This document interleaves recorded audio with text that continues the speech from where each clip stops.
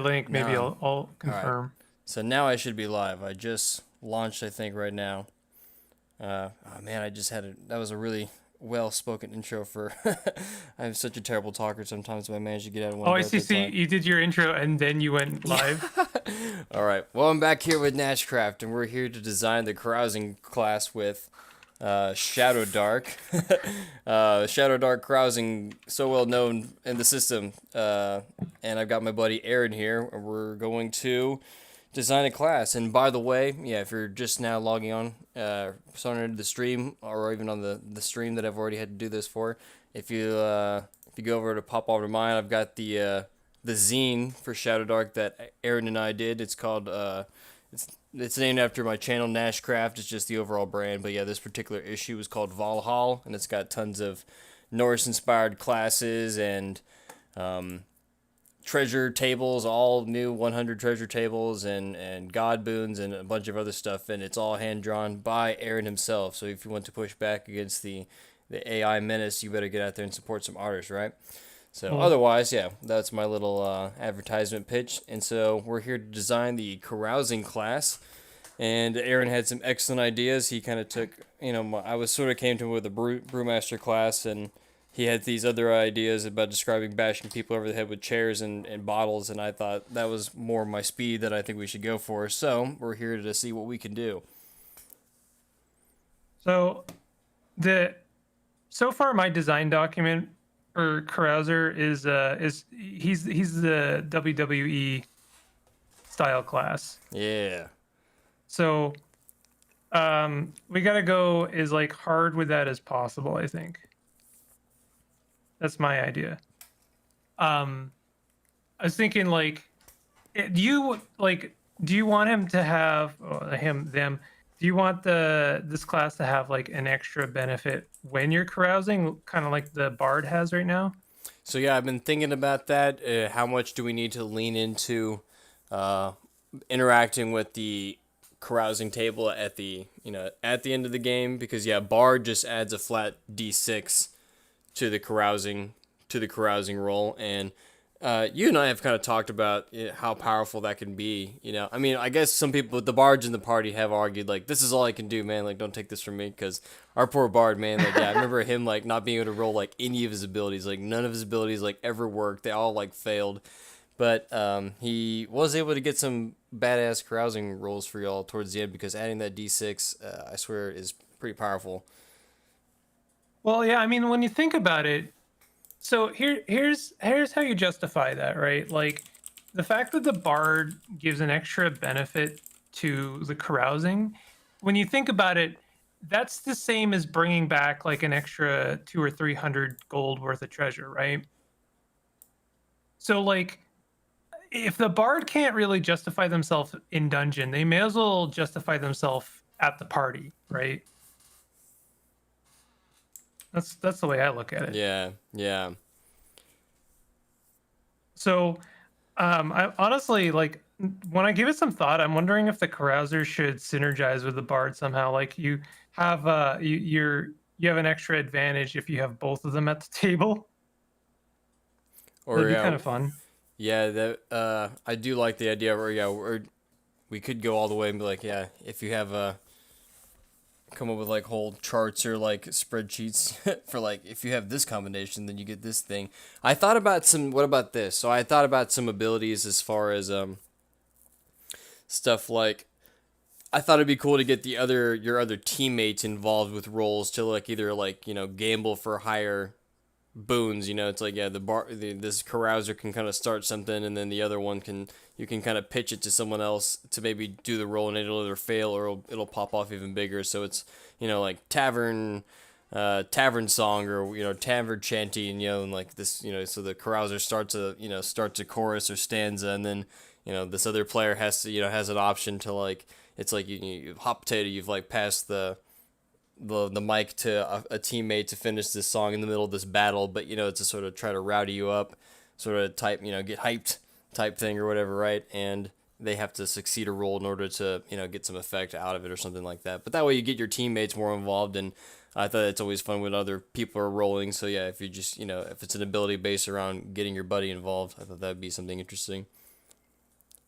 I like the idea of like involving gambling somehow. I mean, so the original pitch that I came at you with was I thought it would be kind of fun that like I kind of want to design a class that has like battle stances, right? Like and I think you've tossed this idea around as well, like a class that's like, okay, this round I'm gonna go full chair mode, and I'm just gonna use moves that like involve giving the chair.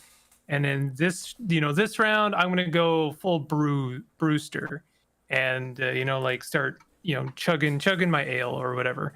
And then you have like a whole and basically like I think for the carouser it makes a lot of sense that like every single time you select or choose like one of these stances, whoops, drop the pen.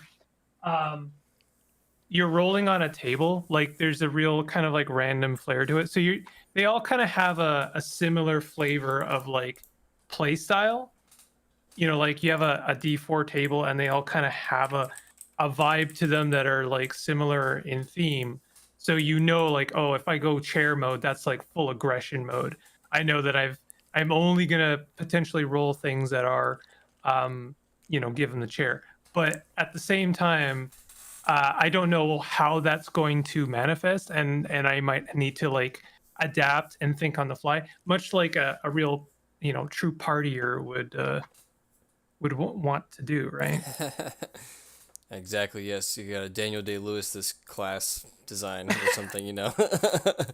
Speaking of, yeah, I got to get my own carousing drink going here. I don't know if you have your usual soda, your My bullshit Jake Paul Primo. No, I don't have anything actually.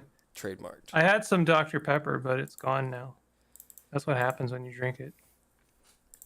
All right, well, let's start with some of the. Maybe we just go start with the simple things and see where that gets us, because we still got to figure out, all right, what weapons and armors and hit points does this thing have exactly, because I figured, do we agree that it's probably going to be someone who's more like, sort of a brawler or bruiser of some sort? Yeah. I definitely think so. I mean, like, in my head, he's like, Macho Man Randy Savage meets the party slug from Futurama, but we'll see. Maybe we'll chill him out a bit. You think so? What do you think? Chainmail at the most for the armor types, leather and chainmail. You don't think they're going to be kind of plate mail type guys, huh? I think this guy is like starts with the shirt. And then, like, depending on how things go, he eventually just rips it off. He loses armor. It doesn't matter what kind of armor. I think, yeah. You give him something that is easy to take off. I think a chain shirt makes a lot of sense. Leather armor would be hard to take off. Yeah, you give him a chain shirt, and then there's got to be advantages to like ripping it off. You have an ability. It's like, yeah, you just. You come at me, bro, and then come at thee or something. Come at me, bro. Rip off your armor and throw it on the ground, and you lose all your AC, but then your damage becomes crazy or doubled or something goofy or something. Yeah. As soon as you put the armor back on, the party's over. Yeah, I actually like that a lot. Come at thee, knave. Come at thee, knave. I'm reading. I read Shakespeare for a book club. I host a book club, so I'm working through Othello. So yeah, there's tons of people calling knave is also a word sometimes that is just used for boy and like kind of like man, and sometimes it's used just straight in the pejorative sense. So come at thee, knave. I'm just drawing a generic skeleton here. I have nothing in mind for a carouser yet. And it's almost feeding time, so you're going to be hearing some monsters in real life. So I don't. Hit points, are we thinking 1d8? Probably. I think 1d8 makes sense. Yeah. I think that makes sense. I mean, how much does I know we don't quite have a barbarian yet, but what's the biggest HP? Is it do we actually have a 1d12 somewhere? don't think so. I think the highest is. What does fighter go up to? Is it even D10 or is it? I don't. I think it must be at least D10. Nah, I have the it's book D8. here. Hold on. It's D8. No, Yeah, really? it's D8. Fighter is a Okay. D8 class. Yeah, so D8 is definitely the highest. Now what? It's the dwarf.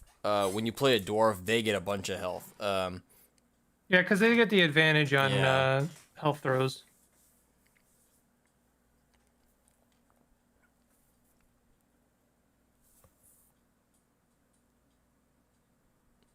So, yeah, because yeah, well, that's kind of interesting. The first class to do a D8 hit dice. Do we dare?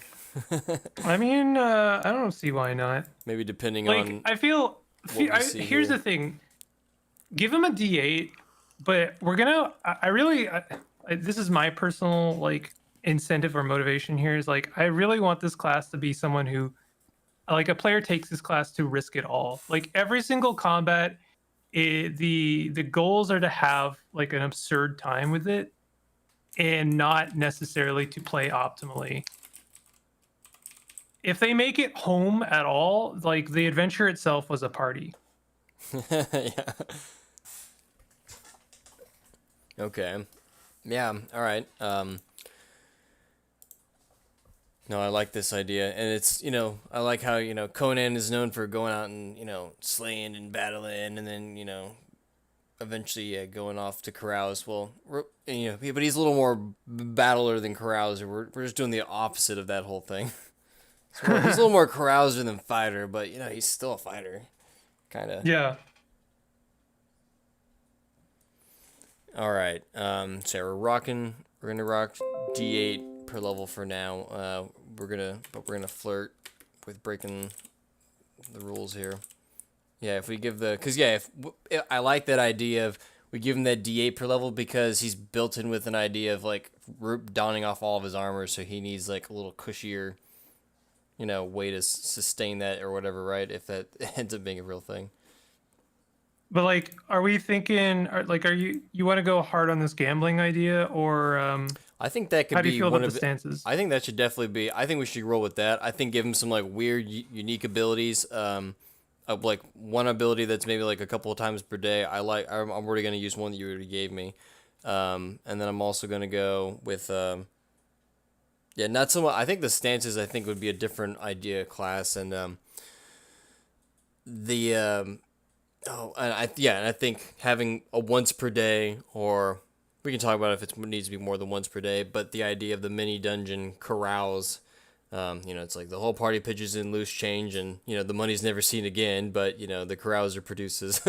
Oh yeah, yeah. The mid dungeon carouse. Yeah, I think that's an excellent idea, and yeah, get some good because yeah, like I was just figuring out what if you're gonna spend that money rather than take it out of the dungeon, what's worth that XP that you're gonna forgo or yada yada, right? I do think we need to. I don't want to get too rules heavy necessarily, but it would be kind of nice if. Oh, you know what? Okay. Um, Can we? Do you think we could fit in just like a line that says the bard can assist? Like they still contribute their D8. Was it D8 or just D6 for the carousing roll? Bards get to add a D6. Okay, so I think you might. I think it would be not a terrible idea to add a line that says they still get to contribute their D6, but it just contributes to the charisma roll. That's what I'm thinking. I don't know how you feel about that. Wait, say that again. The bard gets to contribute their D6 still to the mid dungeon carouse, but it's just to the charisma roll. But I don't know, like that's sounding a lot like an assist. I feel like maybe that's a rulings over rule thing. Like we don't actually have to put that in. Hey, Lauren. Yeah, that makes a lot of sense. So I feel like what's gonna happen is the first time that someone plays a carouser and they like, okay, I want to do my mid dungeon carouse, and someone's playing a bard and they're like, yo, can I assist with the charisma roll? Probably the GM will be like, yeah, sure, why not? That makes sense. Mm-hmm.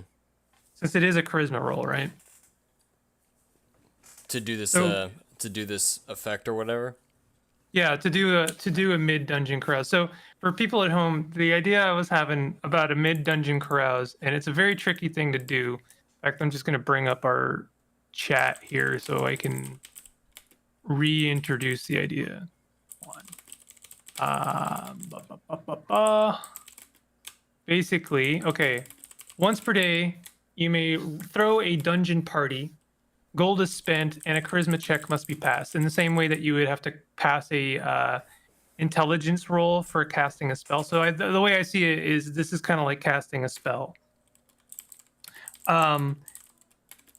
Depending on how big of a party the carouser wants to throw, either a small, medium, or large, dictates the DC of the party. And here's where we can like decide now.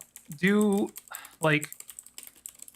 we treat these like spells and say that the carouser can, like, at level 1 just throw a small party in the dungeon, and then maybe when they level up a couple times we open the floodgates? Which leads me to the question, if we're treating them like spells, then we should have other options as well. Like, in addition to throwing a dungeon party, the carouser can throw a dungeon shindig. The carouser can throw a dungeon get together, a dungeon mingle, you know, a dungeon drink and draw. You know what I'm saying? And we would have effects for all of these. Or am I getting is this getting out of hand here? Yeah, we'll have to see, because I wonder specifically if it needs to be, because if we're forcing them to pay the gold pieces, and then it's also gated behind DC check, does that mean like the gold does the gold not be spent or something, or is it like nope, that, the gold is spent. The gold is spent no matter what. Yeah, it's a risk thing. I was thinking about this actually. Is, in order to kind of soften the blow on that, and I think that you'll appreciate this, is if the carouser fails their dungeon party check, then they start the next round with a broken glass.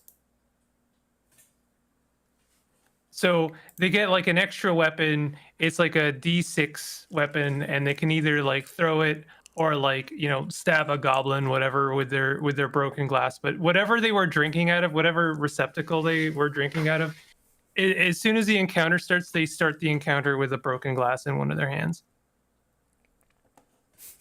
Always get a free glass somehow. You always get a free glass. Yeah, even if you always start the initiative roll by smashing a bottle. That's right. Somehow you always procure a bottle and smash a bottle on initiative rolls. But I don't know if that's a little bit too like rules dense, because I know this is already going to be like a lot to manage. Yeah, I wonder if it's because we're basing it on the carousing feature itself from Shadowdark. I just trying to use that as a base. I wonder if just, that way they just have access to it, and also the way to gate it is I would just give them, like, you get to do it once per day, or once, it's just a once per day ability that you can use, and, that way you have to be selective when you use it. Yeah, the gold piece will always get spent, but I would, maybe just like the carousing tables we have now is, make someone, I guess the carouser, roll the check. Maybe the bard can still add it if they have one in the party, or the bard can add, I don't know, maybe a D4. Or yeah, maybe just leave that open, because I'm pretty sure that'd be intuitive for a DM if that's what they want to do with that scene. But yeah, regardless, they'll do a mini one, and we'll make a whole table. I already have tables already built out for carousing essentially, so I can just replace all the text in those. And it'll range from, rolling if you get ones, oh man, yeah, y'all are too loud, and you definitely started like an encounter, or something like that, right? Yeah. And ranging from, you got, half your missing health back to maybe all your health back, or maybe a spell slot back, or a missing spell, if you get some higher numbers, stuff like that, So it's like, I would definitely spend 50 gold I just found in this dungeon to get my fireball back, or something, or to gamble to get back, right? That's interesting. It's still really a gamble, but potentiality. That's tricky because like I was even wondering if I should even put the D4 HP in there because I had it set here the small party would recover everyone for D4 HP, but like you really don't want to be stepping on the toes of like the priest and like giving other people the ability to heal and stuff. So I wouldn't mind getting rid of that for something else. But I'm not sure what that should look like. I just kind of threw that in there for as an idea. What should this guy look like? If I mean, he's gonna have a chain shirt.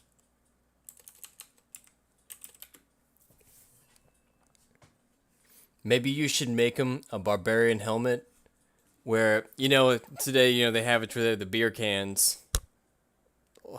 tied to the side. But yeah, you could have it to where it's got some mugs or A bottles. goblet helmet. Yeah, or just no. It's got the horns. He's got I don't have my camera here. It's got literally like a drinking horn. It's just attached to his helmet, right? What if we could just give him like a keg backpack? I don't know. Yeah, this is the thing is like there's only really two ways we can go with this. We either go like outlandishly cartoonish or we try and treat them like some kind of balanced character. And I think when you're starting with the idea of a carouser, I mean, either that's just the bard again or there's something like really over the top. Yeah, I feel like bards. I feel like the way that Kelsey made it, they were a little more on the scholarly side. They have more of these. I feel like they're not so much a fighter. They're a little more like semi-casters in a sense. I feel like a bard never wants to be up in the front line. But this carouser, like they definitely do, while also maybe hitting on this carousing thing. And so carousers like. I almost think of like I would like to make like some sort of hidden god or deity where it's like the god of carousing or something, and like they just know that the best carousing is after a Shadowdark adventure, so they always have to go into the Shadowdark to go have the best carousing, So it's like that's why these sort of people end up doing it, is because they just want to. That's like they're not about fighting, they're not about wizardry, they're just about getting back to a party. I feel like that's just Loki. Yeah, right. Loki's right there. All right. I'm drawing a Muppet here. This is my carouser here. A Muppet. Oh my god, that's hilarious. So maybe So I have written here. I got my graphic design here. Open up dungeon carouse once per day using. I need to word this better. Using loose change, but it need to be loose gold on hand. If short rest conditions are met, can initiate a carousing session on the go. The party pitches in gold pieces to the carouser, which is never seen again. and then the carouser rolls a 1d8 plus. I don't know if I want to plus anything or not. Oh, plus the event bonus. That's what it's called. I'm looking at your picture. I'm just getting getting him ready here. He's ready to party. Looks like a deranged Rick and Morty character or something. Yeah. Heck yeah. There we go.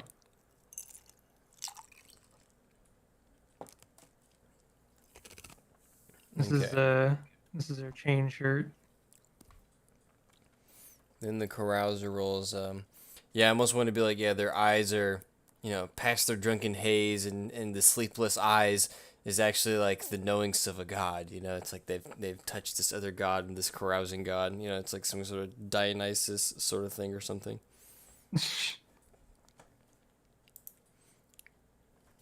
They just wield two goblets. That's their weapon. Let me look at the exact wordage here.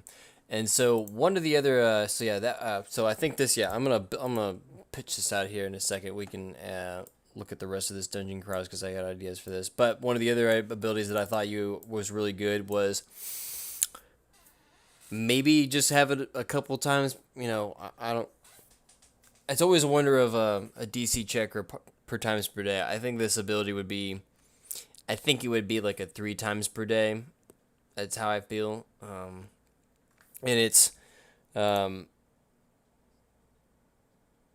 it's basically that idea of what you said about using, the character has to use the scene somehow would be right. But yeah, just um, dirty fighting or maybe something like that would be the name of it. And it's um, sort of like an automatic damage thing, they got to be in close, maybe perhaps, but it's the idea of just, bashing on a knee or bashing a bottle on their head or chair or, um, you know, whatever it really is. But yeah, it's basically like a free for sure hit damage attack, but a couple of times per day, and it's like gated at a particular damage, so like only like a 1d6 or something like that, Right. but then and then in one of the talents, maybe the Snake Eyes talent, it'll be, improve the dice tier of that ability. So maybe you can try to work up to a free D8 or free D10, damage thing at some point. Okay. So in that case, so do they have to work with environmentals? Like, does there have to be like a crate of something in order for them to take advantage of that? Yeah, well, how would I don't know, just to sort of force the player to be somehow evocative with it, because yeah, I don't know how to exactly word this thing. 3 times per day, you can just attack, hit someone for free, for free damage or something. I feel like here my thoughts are like they can do it as much as they want, but they're destroying whatever they're using. Okay. And like also potential treasure as well. I don't know. Like That's a there's good way to look at it. the thing Okay. is that doesn't feel good necessarily. That's almost bad enough to never use. Um What if we worded it like, your character, 3 times per day, well, yeah, you swing a object worth of 1 slot or something, 1 or 2 slots, because that way you can kind of, be fuzzy with the details. You swing an object worth, that weighs 2 slots. That's kind of nice, so you can refer to inventory that way. But you swing an item worth 2 slots worth of inventory or whatever, and it automatically hits, but it becomes destroyed in the process. So that way it's like, you can use a weapon or you can use some sort of box or whatever if you're playing with if you and your GM are actually vibing with the environment and able to pull up stuff. But otherwise you're like, oh, I have, random things in my backpack I don't mind using. well that just kind of yeah, I mean that feels like the isn't it like a knave? Is it knave where you can basically choose to do a To critical do attack, critical, yeah. but then you destroy your weapon in the process? Yes. Well, what's better, doing critical with this or just a surefire hit? I Surefire think hit's pretty nice. if you're destroying a two slotted item, I would say I up think to a two crit. slots. That way you Okay. can't swing something that's worth like 3 slots or something. Just kind of prevents that or whatever. Well, they're never going to want to do that anyway. If it's 3 slots, it's probably something really valuable.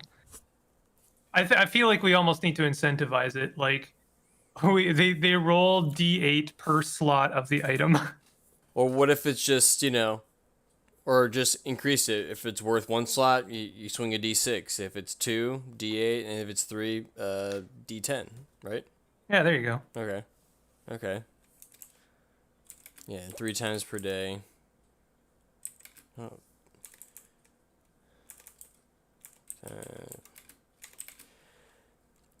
I'm gonna have to feed my Using cats. and I'm surprised I don't hear him right now. Oh, I mean, I'm surprised as well because he's been going. He's been meowing.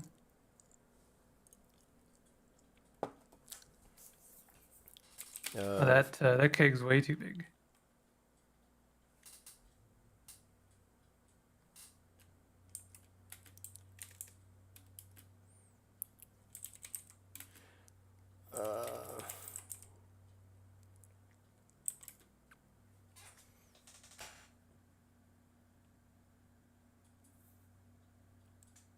I don't know if this is the vibe you're looking for when it comes to the Yeah. supplement. But I mean, I'm kind of into it. Yeah, I think it's great. All right, so 3 times per day using, how do I word this in the most sufficient or efficient way possible, rather? Using an item of 1 slot in weight.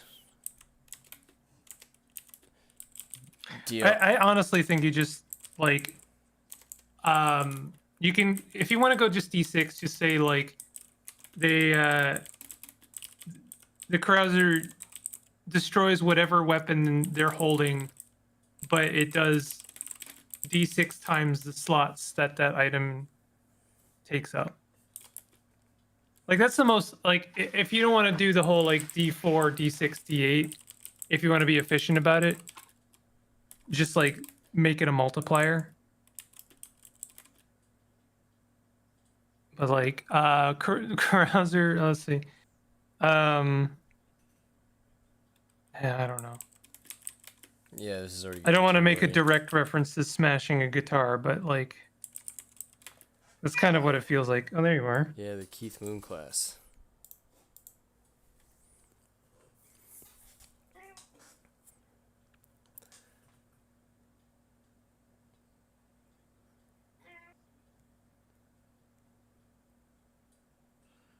The kitty is here. Yep, Okay, so yeah. Kitty's mad.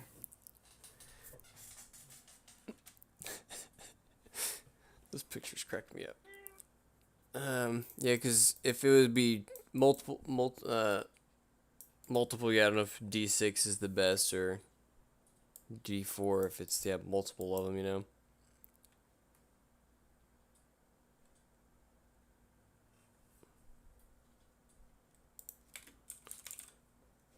Here's how I have it written. I guess it's small. It just looks kind of clunky. It's not a whole lot of text.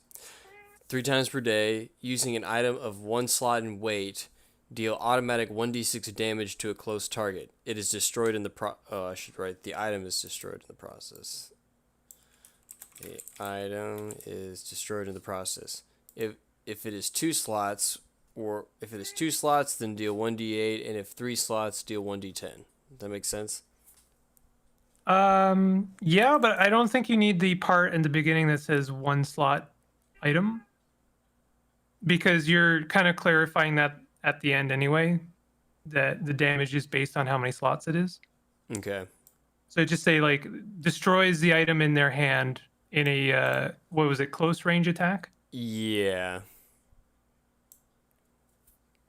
Depending on the slots, the following damage is dealt.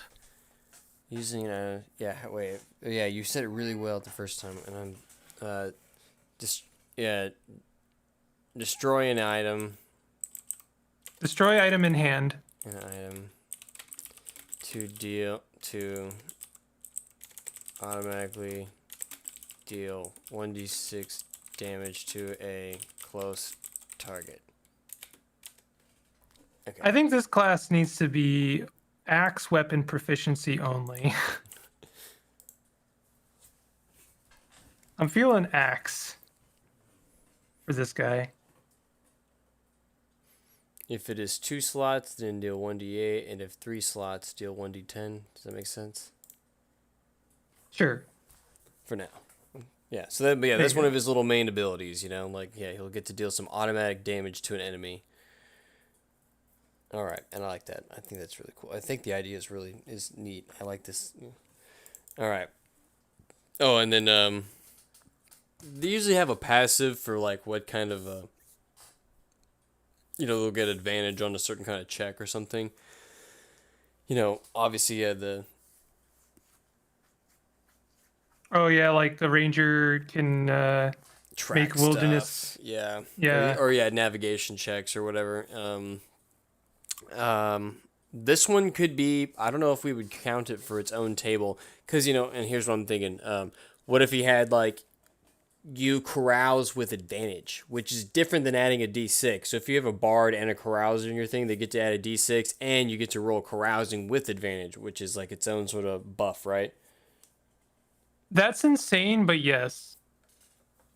I feel like by doing that, we have just banned this class from all games Like whoever brings this to the table is like, hey, can I try the carousing class? They get advantage on carousing. They're They like, gotta survive, no. you know. They're not gonna be, because when you look at fighters, fighters deal insane amounts of damage. Like if you actually look at what weapon mastery is, like they deal, like they get +1 plus half their level to attack and damage rolls. So they deal a large amounts of damage. Like this class, like he's not gonna deal damage. Like yes, if he survives, like yeah, then he'll shine. But yeah, he's gonna do a lot of dumbass things, right?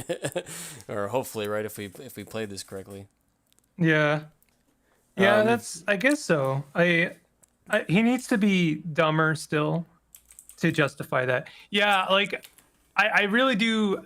If we're doing that, and I'm on board, but I would say that I really want basically all of his moves to be truly stupid. Like so far, we've only given him good things. we can go ham on the carousing chart. We can make tons of results and really make it like, oh no, yeah, we have a carouser in our our team. Something insane happened. So what about okay, well, the idea that you had earlier. Let's put this in here, which is the fight the knave. Fighting. Okay, so What does they say in Romeo and Juliet? He says, "Have at thee, boy." have at thee, boy. Um, let me think. Okay, so like I like the idea of this character acting like a tank but having zero tank ability. So he just like taunts someone. We got to make it clever though. It can't just be like, well, I mean, I suppose it could be like, basically roll a charisma check, and if you succeed, then the enemy attacks this guy. That Okay. could be fun. So here's what I got an idea here. If we want to make this stupid, here's how we make it really stupid. We give them a a couple of abilities, a couple of very tempting abilities that are based purely on how much damage he took on the previous round. Okay. So like God, I'm not good at hair. So like what's the best way to track this? Okay, you know what? I'm usually not a fan of these mechanics, but we're gonna make it worth it. Instead of how much damage they took, how about just how much health he has? So basically, you say like, if the carouser is like below half health, then they do double damage or something like that. Um, or if the carouser was attacked last round, then they get a luck point or something, like something really truly absurdly powerful. Mm, mm, mm. Okay. Okay. Hmm. Yeah, I like this idea. It might even like prompt the player to try and like contrive a situation in which they take like very small amounts of damage. Okay, I gotta go deal with that. Okay. Yeah. I'm just gonna go feed my cats. I'll be right back. Go for it. Yeah. Okay. Yeah. Health threshold ability, which is sort of a fun thing to try to take advantage of in a game. And yeah, it could be something like this, and I can do it with Bolton's.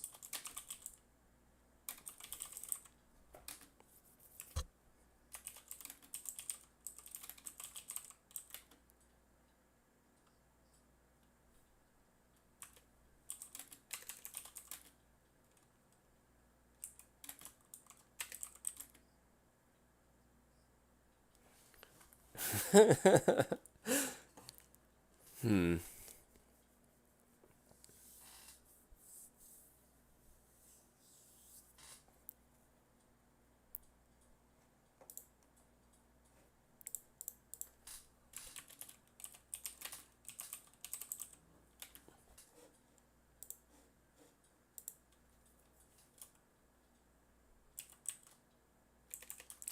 Okay. So, yeah. I don't know what's a health threshold ability name that has to do with drinking, like second wind, or maybe not second wind, but yeah, something about stamina and endurance as far as drinking, like party all night or something of that nature and that connotation. Excuse me. Come on, chat. No one, anyone here? You got ideas for names? Some ability that has to do with endurance and being able to sustain partying and carousing as you get more tired. You get more tired, but you're able to push through or find new new perception or consciousness or ability through this exhaustion of partying and excessiveness and all that stuff. What is a good one?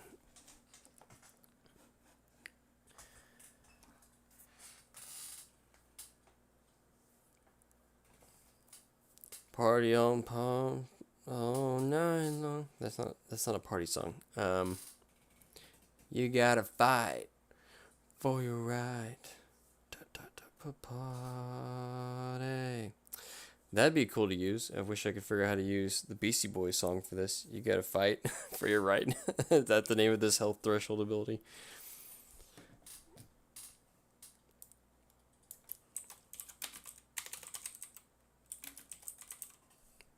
You gotta fight. This is getting super memey now.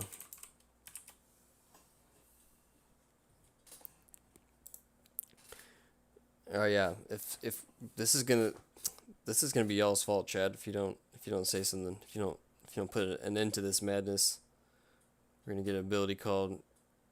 I'm back. So I've been trying to name the ability here. Yeah, this health threshold ability, right? And so here's some of the things I wrote here. I just have them as bulletins, and they're just if you hit at this. So at half health, something happens. At a quarter health, something happens. And at 1 HP, something happens, Okay. Maybe at 1 HP, it's like, if you would be attacked, there's like, I don't know, something crazy, like 50% chance, like, you take no damage or something, Like, 1 HP, it's like, That's actually really you're cool. like super hella, like, rolling with it, something crazy. I actually really like that idea. At 1 HP, he's got 50 chance of taking no damage. Yeah.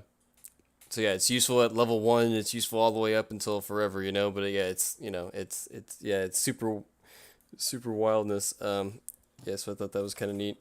And then I was trying to name it. And I wrote right now. I wrote, you gotta fight for your right. Gotta fight for your right to carouse. I wish there was a. What's a? You gotta fight for your right to carouse. Yeah, we should come up with a new medieval Renaissance version of that. Thou shalt earn it.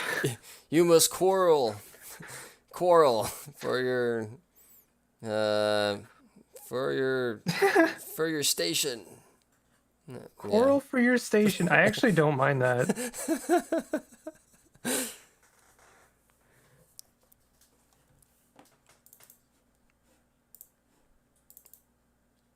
All right, so at 1 HP,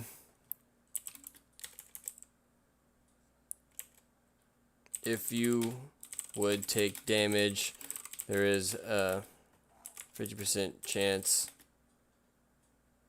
you take none instead. All right. I love it. Instantly banned. I want everything that this guy's got going for him to get him banned from the table. It's kind of, I wonder if it's hard to get down to 1 HP, because is it only at 1 HP, or is it, is it better to write at 2 or less? And because I'm wondering if what if you only ever get to 2 health points or something, does that? I'm wondering, can we make this guy even more of a dipshit? Let's what if he gain benefits for punching his allies? Oh, what if the come at the knave? What was it? What did you Come at thee, boy. Have at the What if boy. it has a chance of provoking your teammates or something? I don't know. Yeah, I don't want it to be too annoying. I don't know. You gotta split the diff. You gotta find an acceptable amount of annoying. Hmm.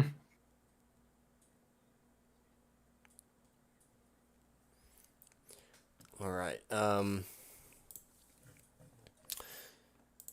Well, do we? What about these other claws? Do we like this health threshold ability still?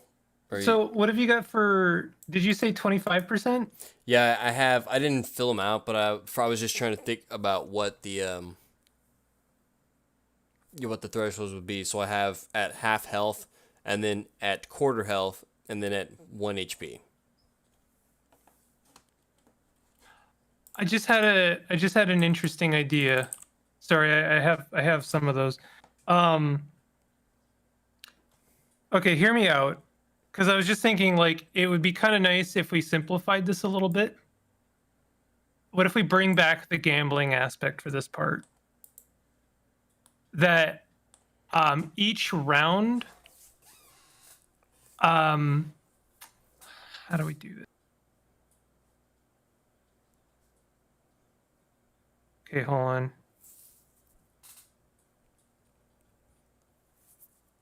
I'm trying to figure out.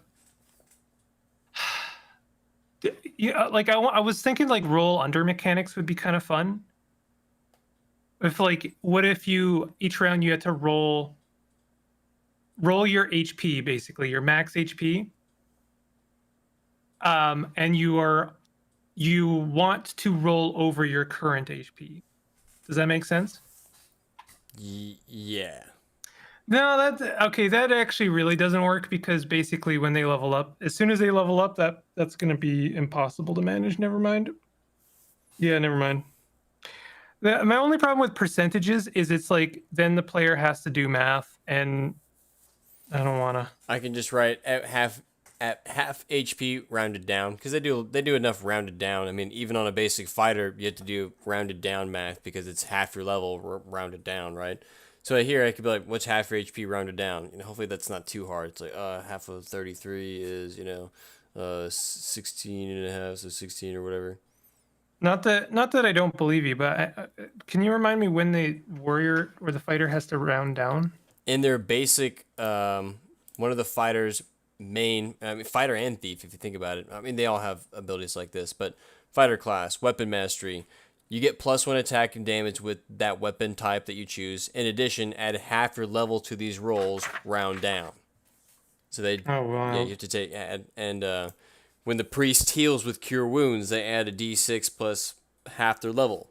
Rogues, when they do a backstab, backstab, they deal an additional die of damage equal to half their level, rounded down. So is this something they have to calculate whenever they make an attack? Since they're using their, this is +1 to their attack. For the fighter Yeah. class, yeah, they So will add that to their attack roll. They're half their level. okay. All right. I'm willing to. I'm willing. Okay. So I like half round down then since it's already established, and I like 1 HP because that's as simple as it can be. Mm-hmm. 25%. You lost me. You gotta At a really quarter. make that worth it. Okay, so yeah, just well then, what if we just go?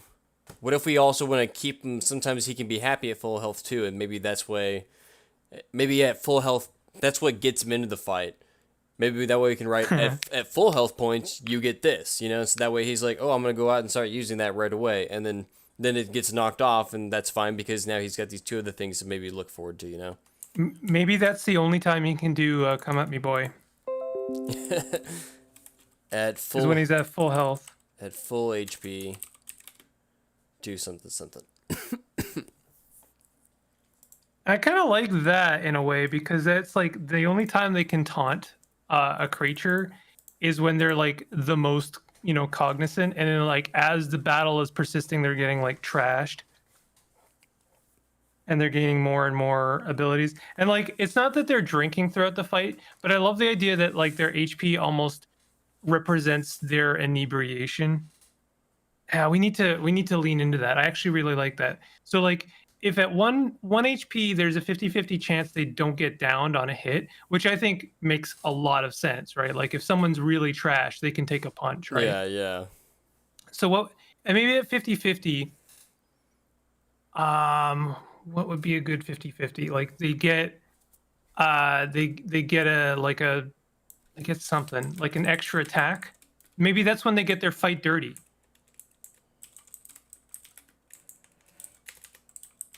The was fight dirty what you had assigned to like breaking stuff in order to get like a critical or whatever?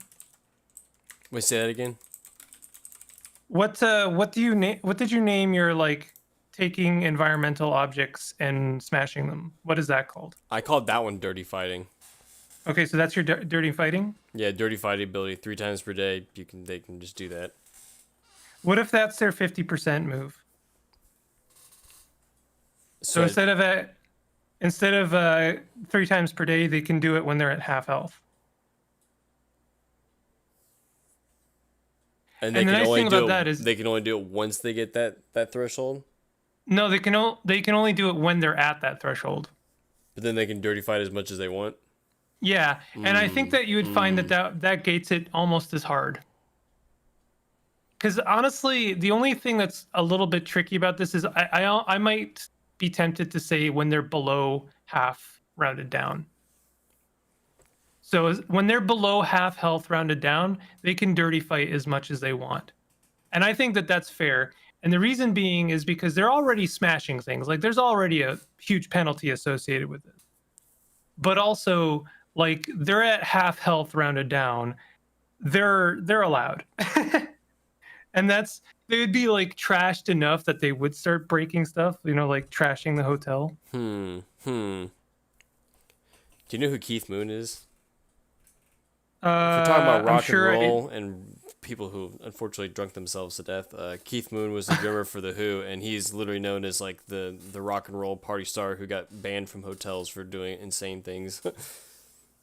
I knew about that. I didn't know specifically the name. Horrible with names. I'm not sure if that was the guy who smashed their guitar. That was his bandmate Pete Townsend who smashed the guitars. Amazing. Okay. I used to have a Who poster in here somewhere. The Who was like one of my all-time favorite bands of all time.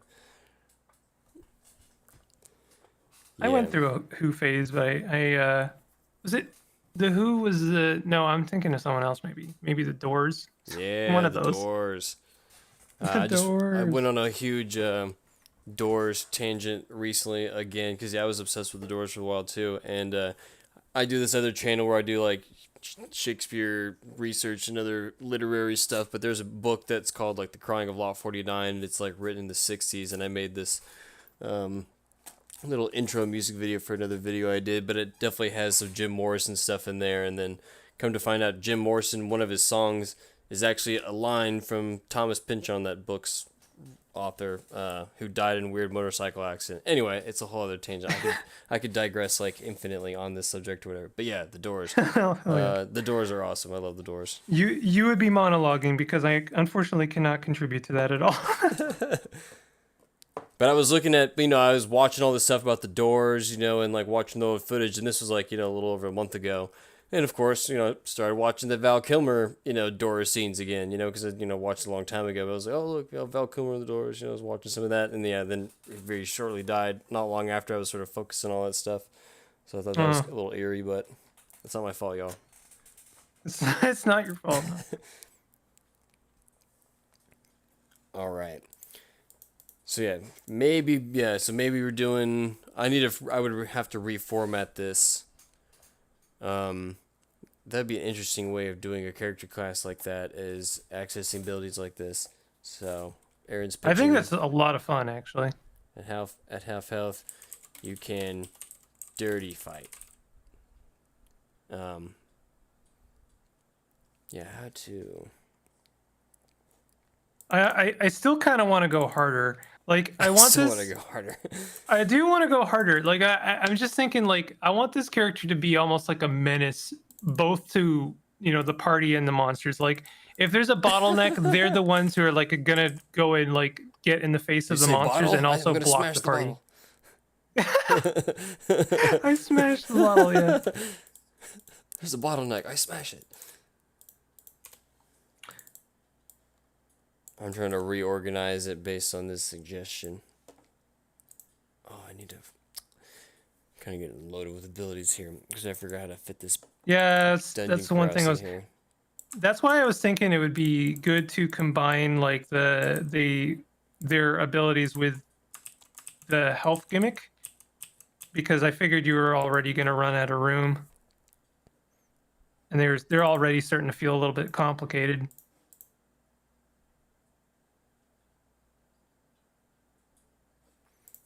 No, I can figure this out. We can do this.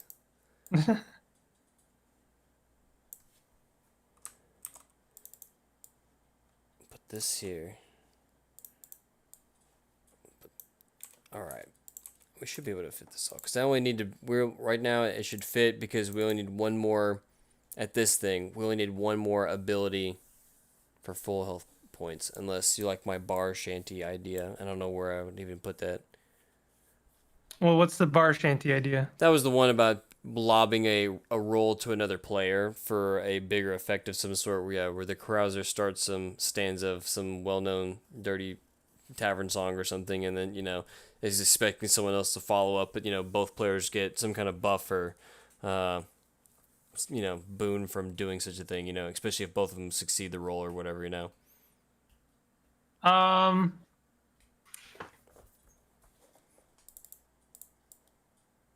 I feel like, okay, so like in the same way that the bard inspires people and gives them a +1, if at the time of attacking the carouser like throws out a name for the attack and it sounds good, then the GM rewards them in a way Name that suggestion. seems fit. Yeah, It's hilarious. It's like either +1 or a luck point or whatever, but like it should be put in writing almost exclusively to incentivize the player to like do this, like go out of their way to think of stuff while they're waiting for their next turn.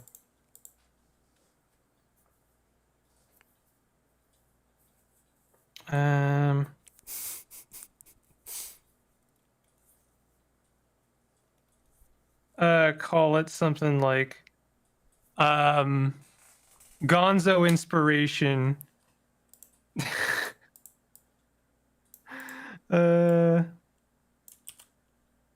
Party courage.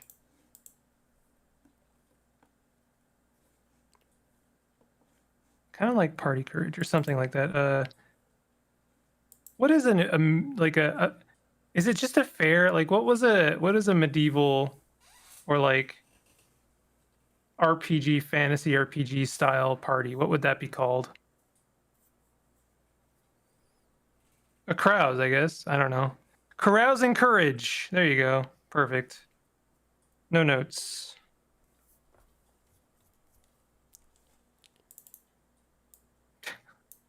You can. Oh, fight dirty is probably how I should put it. Fight dirty. There we go. I can rename this fight. Yo, hand gestures were a mistake. So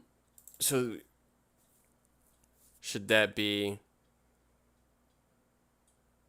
the full health point ability, or should it be something else for a full health point ability? Or that should be maybe just something else. No, dirty fighting is their half health. Right, no, I meant but the carousing courage or the the No, rally. I feel like that should be their taunt, the come at me. Because then that means they can only do that when they're at full health. So as soon as they take 1 hit point of damage, they can't taunt anyone else. So that like really limits that. Okay. So at full health points, you can taunt come at thee boy.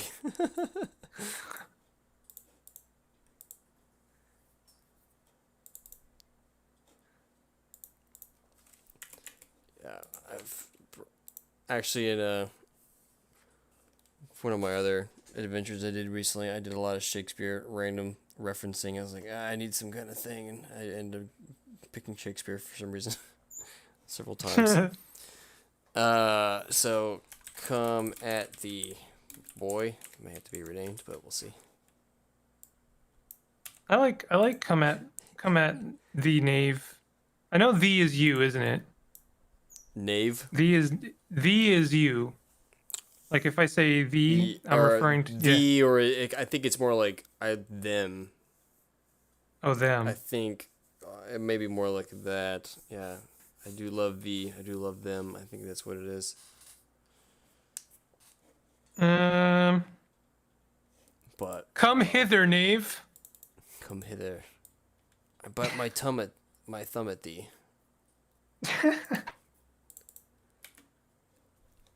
Your mother smelleth like hamster.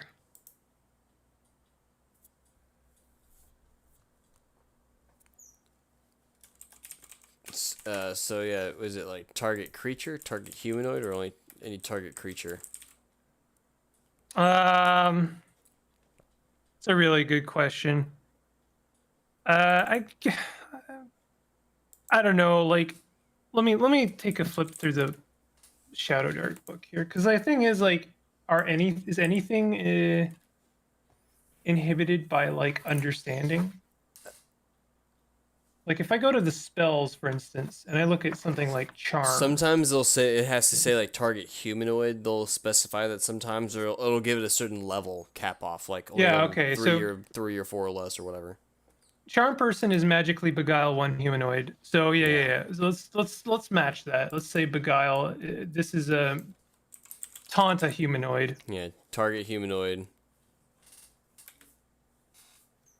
It should be a charisma check. Be like DC something 12 maybe, and target.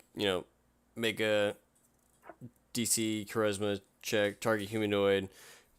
Must target you and rolls with disadvantage or something too, or maybe, right? So that way you're getting someone to come after you, but you can kind of maybe hold on to that ability a little longer, even though you're already baiting some attacks on you, Yeah. I wonder if it wouldn't actually just be easier to say have the monster roll an opposing check. I know that sounds weird, but hear me out. If we just say that the monster rolls a DC like wisdom throw. Oh, what I was making my bad. I meant the Carouser has to make a charisma check. Like a wizard has to do it to pop off a spell. Yeah, no, I got you. I'm just wondering.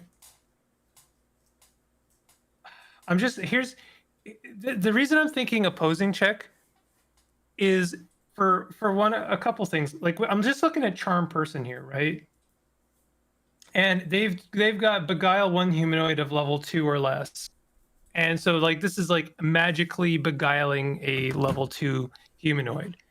And so in the same way, like we don't want to necessarily undermine charm, for instance, right? We want to make it like really underline the fact that this is not a magical thing that Carouser's doing. He's taunting the creature, right? And on the same respect, I mean, I guess if we do make it a charisma check, that's not bad because the Carouser's hopefully going to be having a fairly high charisma check, right? Yeah. Yeah, that's not bad. Okay. I just want to like, on one hand, I want to make this really simple, but on the other hand, I want it to sort of scale easily. But Shadowdark almost doesn't do scaling. It just doesn't. I almost respect that. All right, yeah. So okay, let's just say that the I don't know, DC 12 plus the level of the creature. How about that? That's actually not bad. I think 12 is too high. I would just start with 10 and make it as sort of like akin to doing that casting a spell, Okay, well, how about 10 plus the level of the creature then?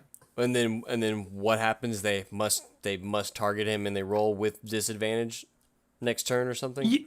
Yeah, basically just say it like if the creature can, they must attack the carouser on the next round on their following turn Okay.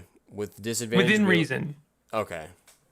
Yeah, must try. Yeah, creature must try to attack. Is compelled to attack. For the next turn. Yeah, yeah. Okay.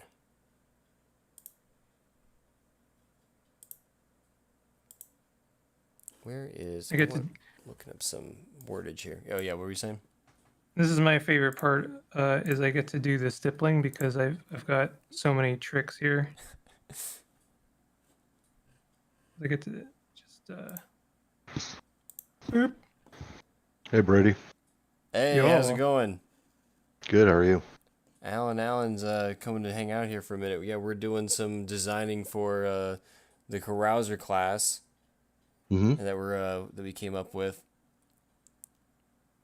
And yeah, Aaron is here as my artist.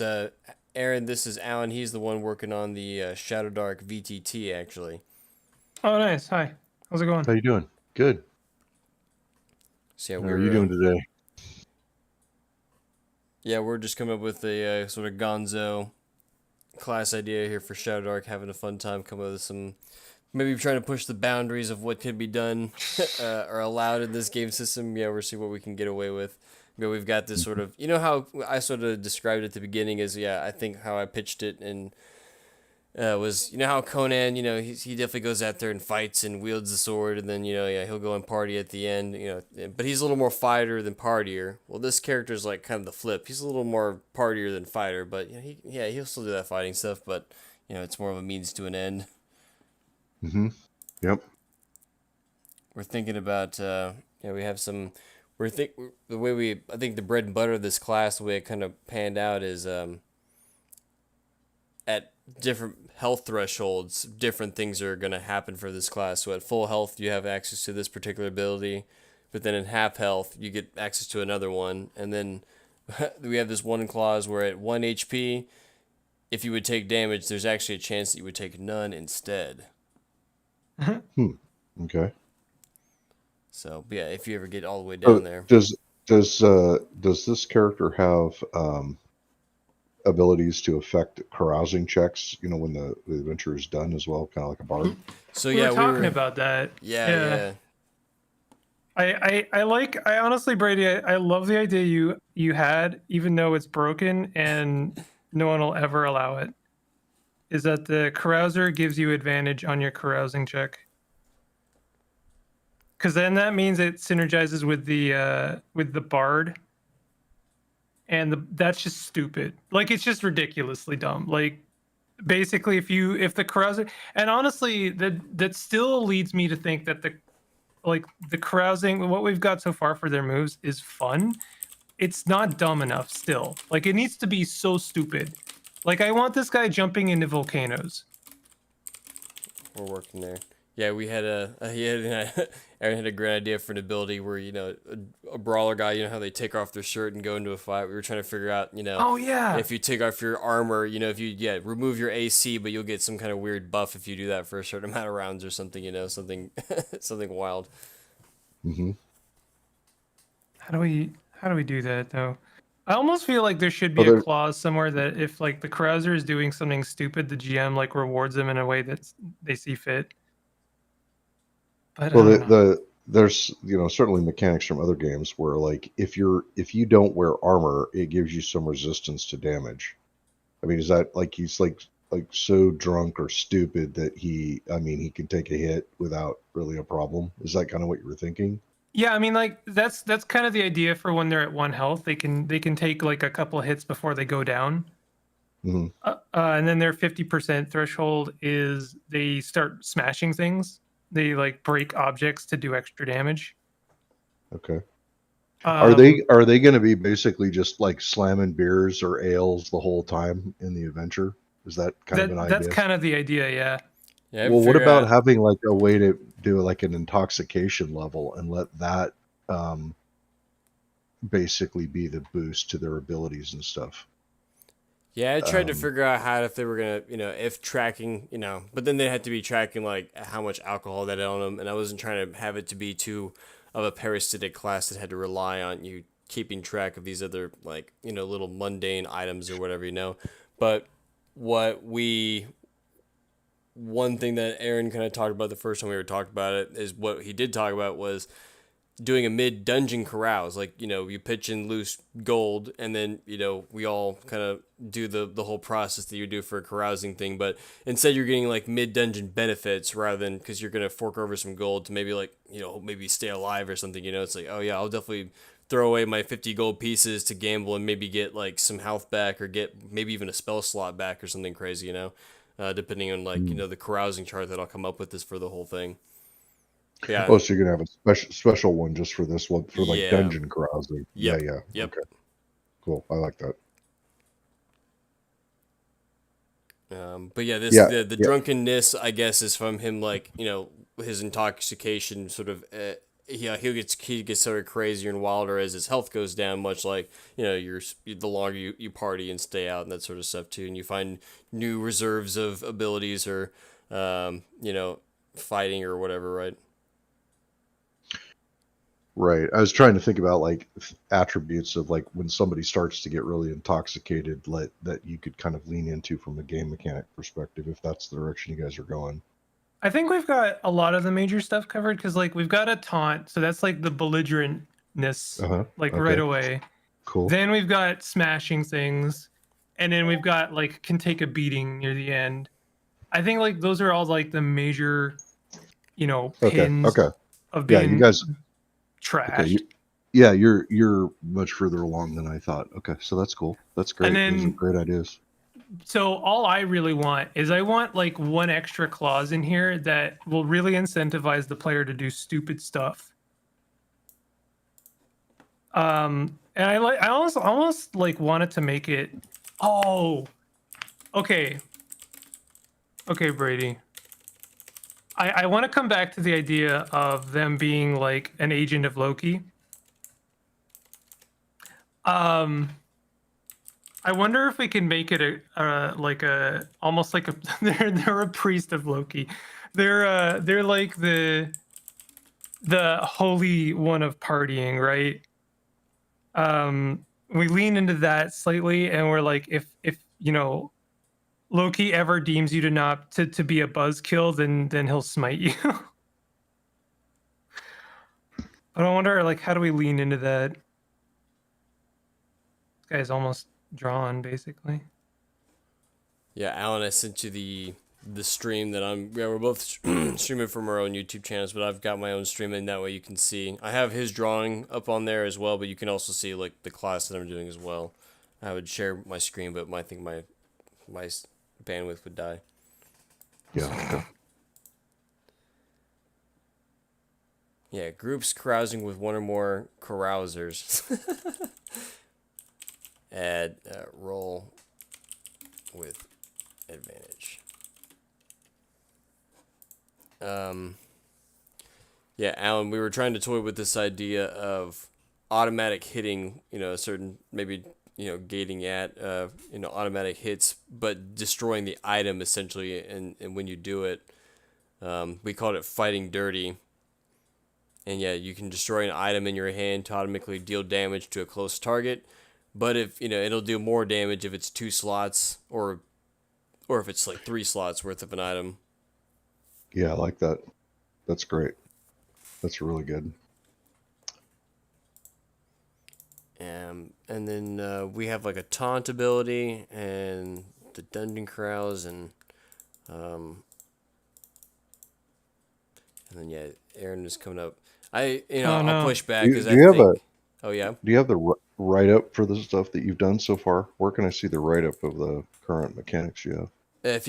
I just sent you the YouTube link because we're streaming live on YouTube, and you can, like I said, you'll be able to see my screen on there. I would just mute it so that way you don't hear the echo and all that stuff. Yeah, for sure. Thanks. Echo.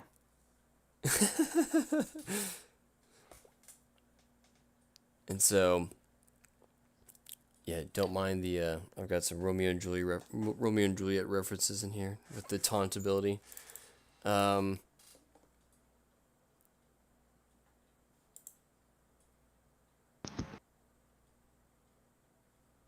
I did the classic drawing on the wrong layer.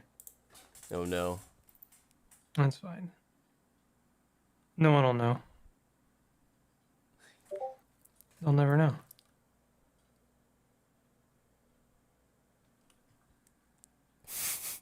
This picture's great. All right. I don't know if we'll use this as the official, but I wouldn't be mad. Nope. I think it'd be funny if you just drew another Carouser that was like slumped like on the ground or something.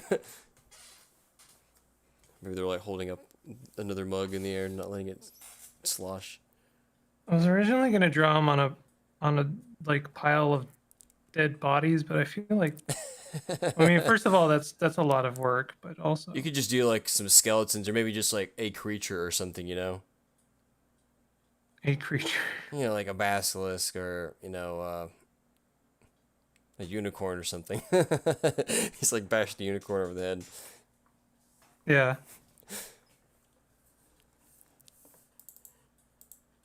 Target. So are you guys pretty much done then with all the abilities, do you think?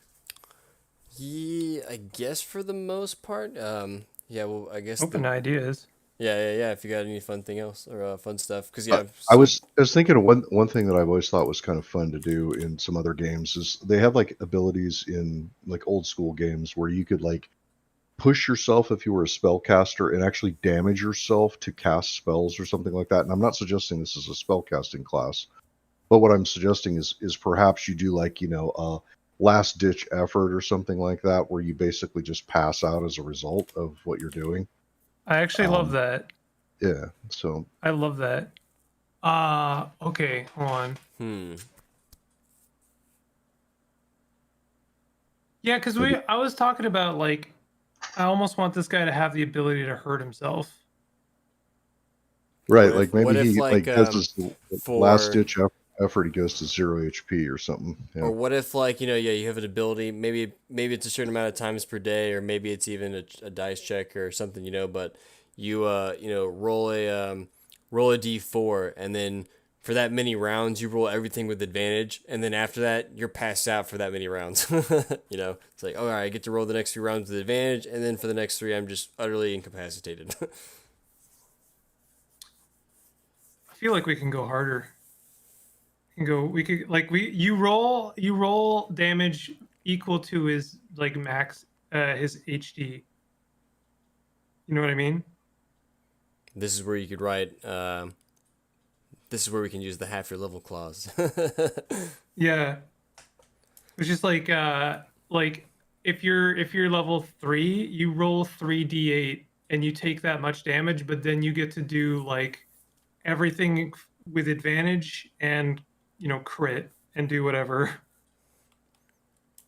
Uh, hmm. I mean, I like the last ditch effort as well. Like, just like maybe it's just when they reach level 0 HP, they get one more turn. Well, I is there ki- another I kind of like fun? I kind of like them, them being able to pull this off, not just when they actually accidentally get hit, but they're just like, all right, I'm going to go for it, and they basically know they're going to knock themselves out. Yeah. But it's kind of funny. I don't know. I think it's just kind of great. It's just like, you're just basically sacrificing yourself for the end of the fight. And as soon as, basically you're done with your whatever it's going to be, you just fall over, passed out. I think that's just great. I did kind of like what you mentioned, Brady, just, roll a d4, get to roll with advantage for that many rounds, and then you pass out for that many rounds. That's kind of a cool way to do it, but whatever. What if I wrote, No, yeah. last one standing, once per day, add half your level round down to all rolls, then pass out for 1d4 rounds, and then pass out for 1d4 rounds or something. So yeah, you get to like add your level to half your stuff, and then after that, then you are guaranteed to fall like dead on your face, or not dead, but If you want like simple language, you could just be like roll a d4 for that many rounds you roll with advantage. Then for that many rounds you're passed out. yeah.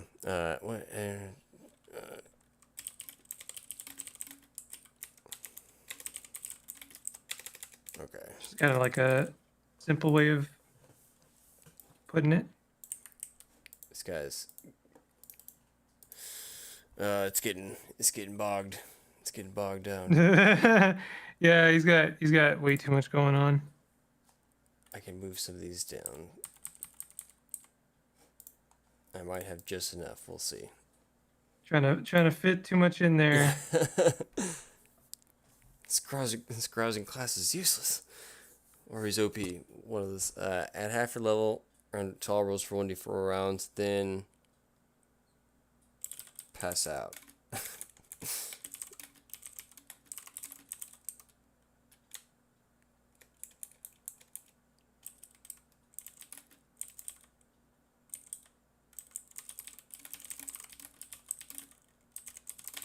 I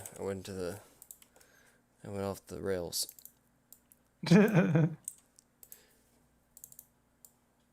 Yeah, so I just have it as once per day, add half your level round down to all rolls for 1d4 rounds, then become incapacitated for the same amount afterwards.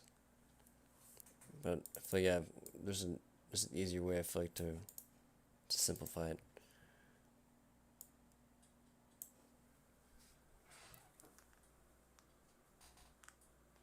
Then what's like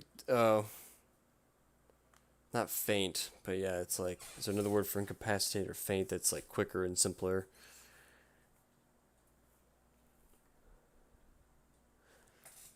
Honestly, I just go for it. Then Say he's officially dying. and then goes to 0 HP and becomes dying. Yeah. Yeah, I like that too. Should we do it for all rolls for 1d4 rounds? Or is it, should we just give it like, you know, some abilities in Shadowdark, they'll be like, you get it for 3 rounds. You're guaranteed for 3 rounds. I don't know if that's worth it. Maybe he gets to roll his constitution. Same as like the dying rules. Wait, what do you mean? So like for the number of rounds, he gets to roll his constitution. How does dying work again? When you're dying, it means you got to 0 and you roll a d20 every time. Or when you become dying, you roll a d4, add your constitution. That's how many rounds you'll stay before you actually die. That's how. Yeah, so that's what I'm saying is that's how many rounds they get to go full. Yeah, right. Exactly. That's what I was trying to get at. It's sort of like you use the same mechanic that already exists for the number of rounds they get to, while they're dying, they basically get to have this great ability kind of thing. Yeah. Yeah, right. Yeah, I'm on board. I think that works. But then how many rounds do they get when they're officially dying? Does it take away from their dying rounds? Maybe this is how we kill this class off. Wait, are we saying that you get to enter this mode when you are actually dying? Because technically dying is when you're at 0 HP, and then therefore you're supposed to be like No. Or so. Or we're saying that we do this thing, and then you literally do start dying. Yeah. Yeah. You get to do the same duration that it takes you to actually die. You do that duration when you choose to, but at the end of that first duration, you're at 0 hit points, and now you actually do start dying. So right? should I just say add half your level to all rolls for 1d4 plus con? Plus con rounds. The rolls. Yeah, no, I mean sure. If you don't want it to be OP, I won't. I think in order to put themselves in a dying state, you got to make it worth it. You give everything advantage. And I mean everything. So like that means the player is like, I like jump and grab the chandelier and swing across and kick the bad guy into the mountain. And you're like, yep, roll with advantage. To hell with it. It's a party. Roll. Okay, so yeah, I guess that also. Do we just make this a once per day ability? Do I clause it like that, by the way? Just like once per day you can do this thing? Yeah, I think so. Yeah, okay. I think that's probably. So roll all rolls with advantage for 1d4 rounds, 1d4 plus con rounds. Right, and then at the end of that, you go to 0 hit points. Okay. Okay. Mhm. Advantage.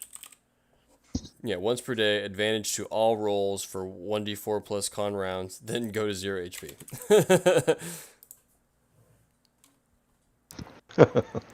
Yes. That's awesome. Yeah, That's super this is fun. great.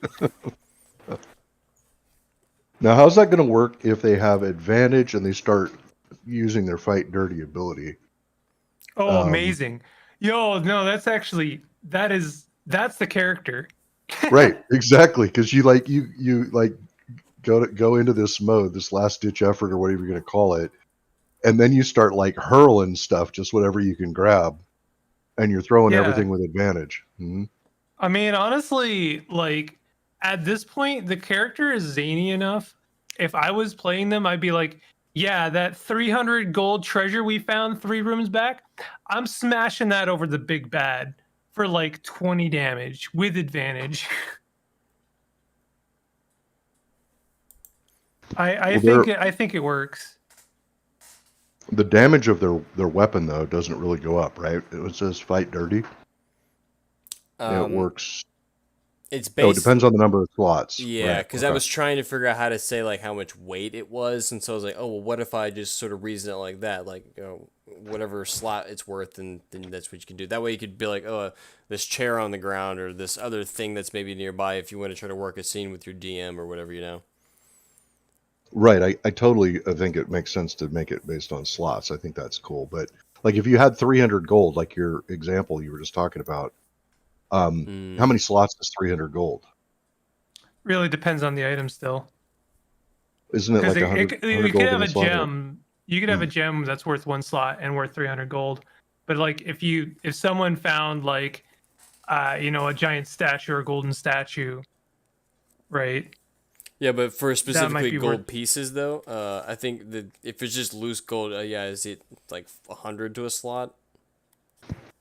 right. So you would actually then swing a 300 gold bag at the big bad, right? And then Yeah. if you were on your if you were on your dying breath or whatever it is, and you get advantage, and you hit with this bag of 300 gold, you're going to do 1d10 points of damage, right? Yeah. And yeah, if you're rolling And with I mean, advantage, hell, you're definitely roll the damage with advantage. Why exactly, not? exactly. Yeah, because you're gonna the thing is about fighting dirty is that you're supposed to automatically hit with it, but yeah, you're gonna break it. Okay. So when you say when you're on your last ditch effort or whatever you're going to call this, I don't know what ability name you're going to I use, call it but last one that's standing. okay. And so you're going to do everything with advantage. That's your chance to hit, your Yep. damage, everything goes with advantage. Yep. Yeah. Okay. Yeah. Yeah. I think that's great. At and that's ability only comes online if you're at less than half health points. You can only fight dirty if you're at less than half health, so it kind of incentivizes you to be a little risque and to kind of push your character to that limit. Yeah. I mean, like at that point, I'd be like, I go in like tease a goblin, get hit, go in to push my limit or whatever, last man standing, smash a chair in the wizard's face. I love the lovely long names like Come at thee boy or Come at thee knave, but I may have to just shorten it for now that I'm like, okay, I don't have that much room, and this class will look broken if I've used every single white space, probably. How about just have at thee?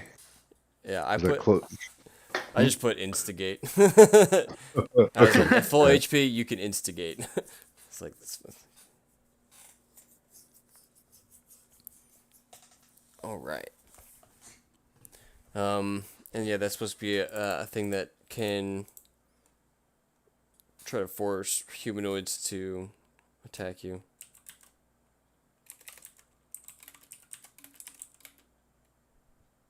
I'm not liking this orc. He's looking pretty bad.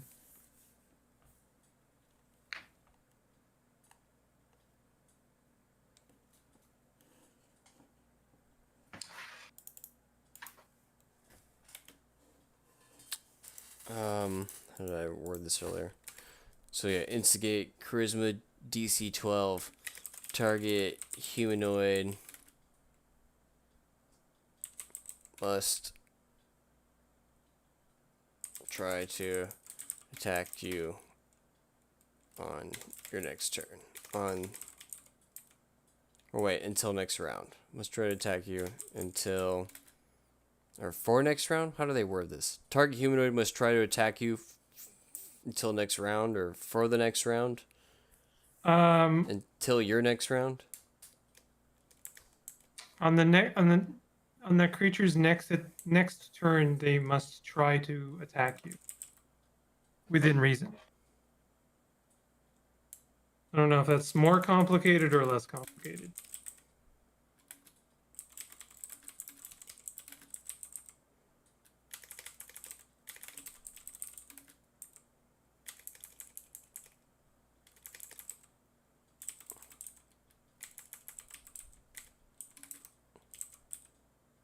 What if I'm tripping myself out with the word target too much. For 1 round, target humanoid targets you. I don't know if that's because what if it's a spellcaster or some other thing that targets just sort of means puts their focus on you. Yeah. Must target you. I mean, I feel like we just got to call this thing what it is. It's a taunt.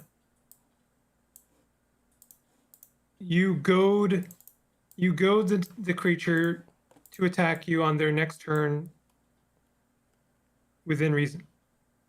Simple. Simple language. You could also say something like the target humanoid can only attack you on the next turn. Yeah, that works too. And that That way, also works. if they can't really deliver an attack, then Yeah, they that just actually give does up. work. They give up their attack. Yeah. I like that actually. So target humanoid only targets you next turn. Yes. Okay. That's actually perfect because it gets rid of all of the unnecessary language of like they must target you within reason if they're able to and blah blah blah. No, it's like they can only target you, and that doesn't mean they can't do other things. But if they're going to attack, they're only going to attack you. So they're probably going to attack you. Right, and the same thing would apply for spells. So I think you got it covered there.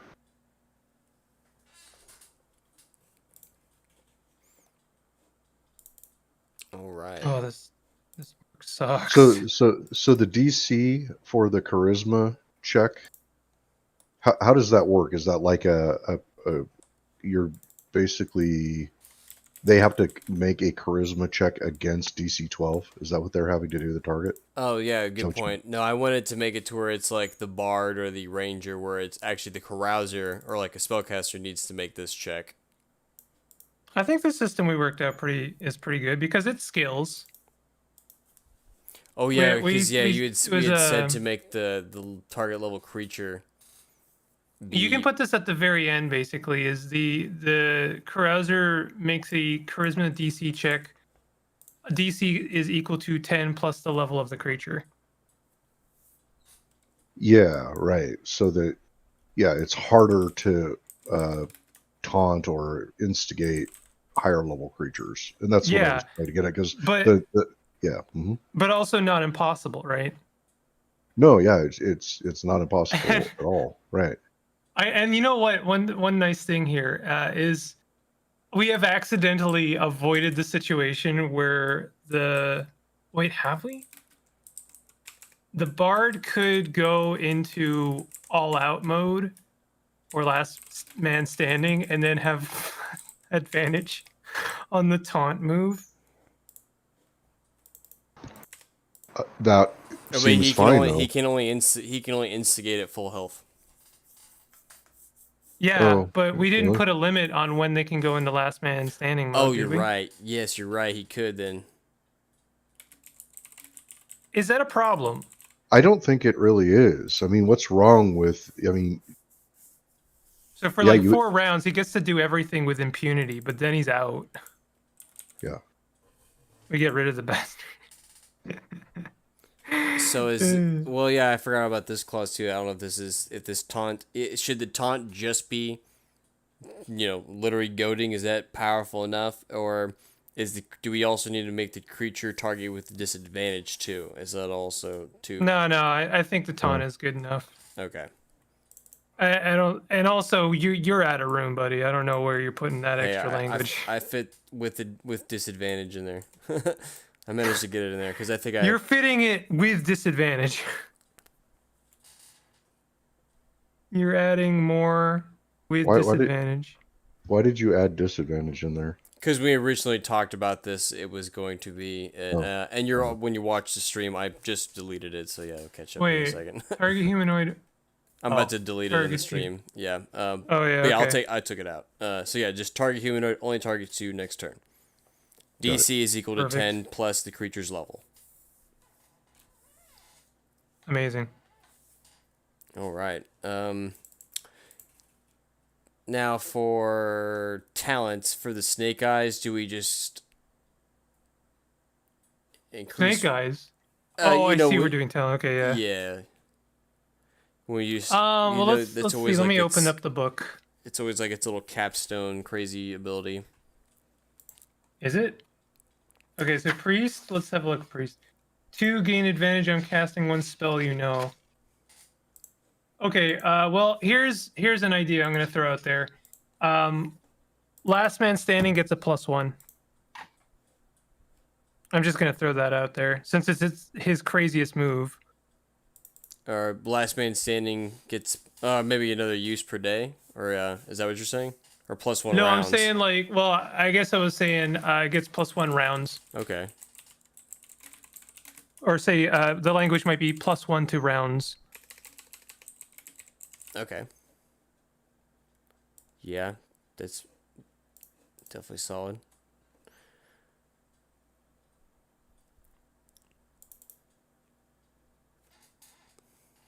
+1 to.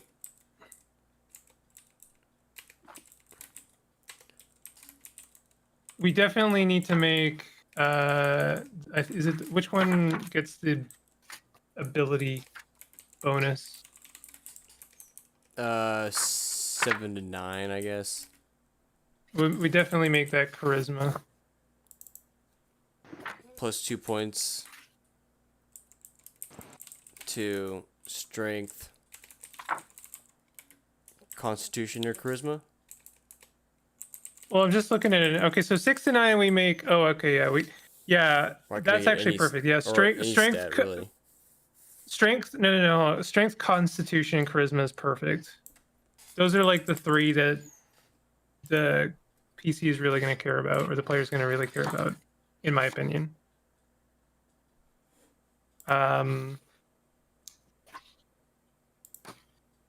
And then obviously the 12 is choose a talent or +2.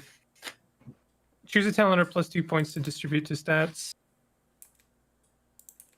Then, okay, so the 10 to 11 is the one that gets a little bit of wiggle. There's a bit of interesting wiggle flavor.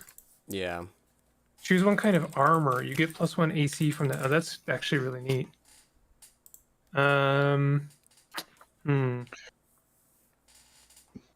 You could just there is in some other games, the one thing that kind of comes to mind when I'm thinking about this character is this whole idea in other games about like improvised weapons. Oh yeah. And what I mean by that is, you can basically turn anything into a weapon, like a rock, a table, the leg of a table, a chandelier, that kind of thing. I wonder, because that would be pretty funny if they're just like picking up all kinds of random stuff and making weapons out of them, right? Grab somebody's backpack and now it's another weapon. I don't know if you can implement something like that. We can't really put it in the talents because this is something they roll whenever they level up. Right. So if ever they get something like that again, then it's basically like a dead talent, or otherwise we have to put in like language that suggests that they get something else instead if they get it again. The improvised weapon thing is supposed to be sort of captured in the clause of fight dirty because it just says destroy an item, right? So yeah, whatever you pick up, it gets, whatever's in your hand gets destroyed. So I kind of hope that Yeah, that that's true. would lend the improvised weapon sort of reading in there. Got it. But what if I nerf some of the fight dirty initial dices? So I started a D4 instead of a D6 and work my way up to the D8. You know, go D4, D6, D8. And what if on the 10 to 11 it just says improve your fight dirty dice tiers? You know, so then it goes to D6, D8, D10, and then it can even go D8, D10, D12 or something crazy. You know. Hmm. Or you could just add a flat like +2 to fight dirty damage, Oh yeah, that's a good or +1. Yeah, just maybe. or +1, whatever you want to do. But That's a good idea too. Yeah, just to give it a static buff. Yeah. it's kind of like rolling 3 to 6 though, because it just says +1 to damage rolls is an option I could take, right? Yeah. Yeah, And exactly. that's probably better than rolling a 10 or 11, because if it's still a +1 to your fight dirty, it's like, well, I might as well have it to all weapons. Yeah, exactly. So should I? Well, what do you think about You, lowering the you, dice you, tiers and then giving him the you, ability to increase those? it's either that, or for 10 to 11, you could do say it's a +2 damage to fight dirty. Hmm. But I don't know. Maybe that's getting too strong. Okay. Hmm. The problem with dice tiers is, like, what do you do after the top die is a D12? What if they get it again? Yeah, that's very true. Yeah, because if they get more than, if we never buy one, so to go to 1, 2. Yeah, if they roll more than twice, yeah, they're kind of stuck at a D12, aren't they? I could put here in the carousing chart where I could say if you get 10 to 11 more than twice, I could be like, you know, on duplicates you can re-roll this, you know, or you have to re-roll after twice or something, you know. I don't know. I mean, like what's his name? The wizard. Okay, I mean, I guess that's variable, so never mind. Let me see here. Priest gets gain advantage on casting one spell, so that's never going to be a problem because they're just always going to have an extra spell they want. Gain weapon mastery with one additional weapon type. Almost wish I had the scrolls in front of me.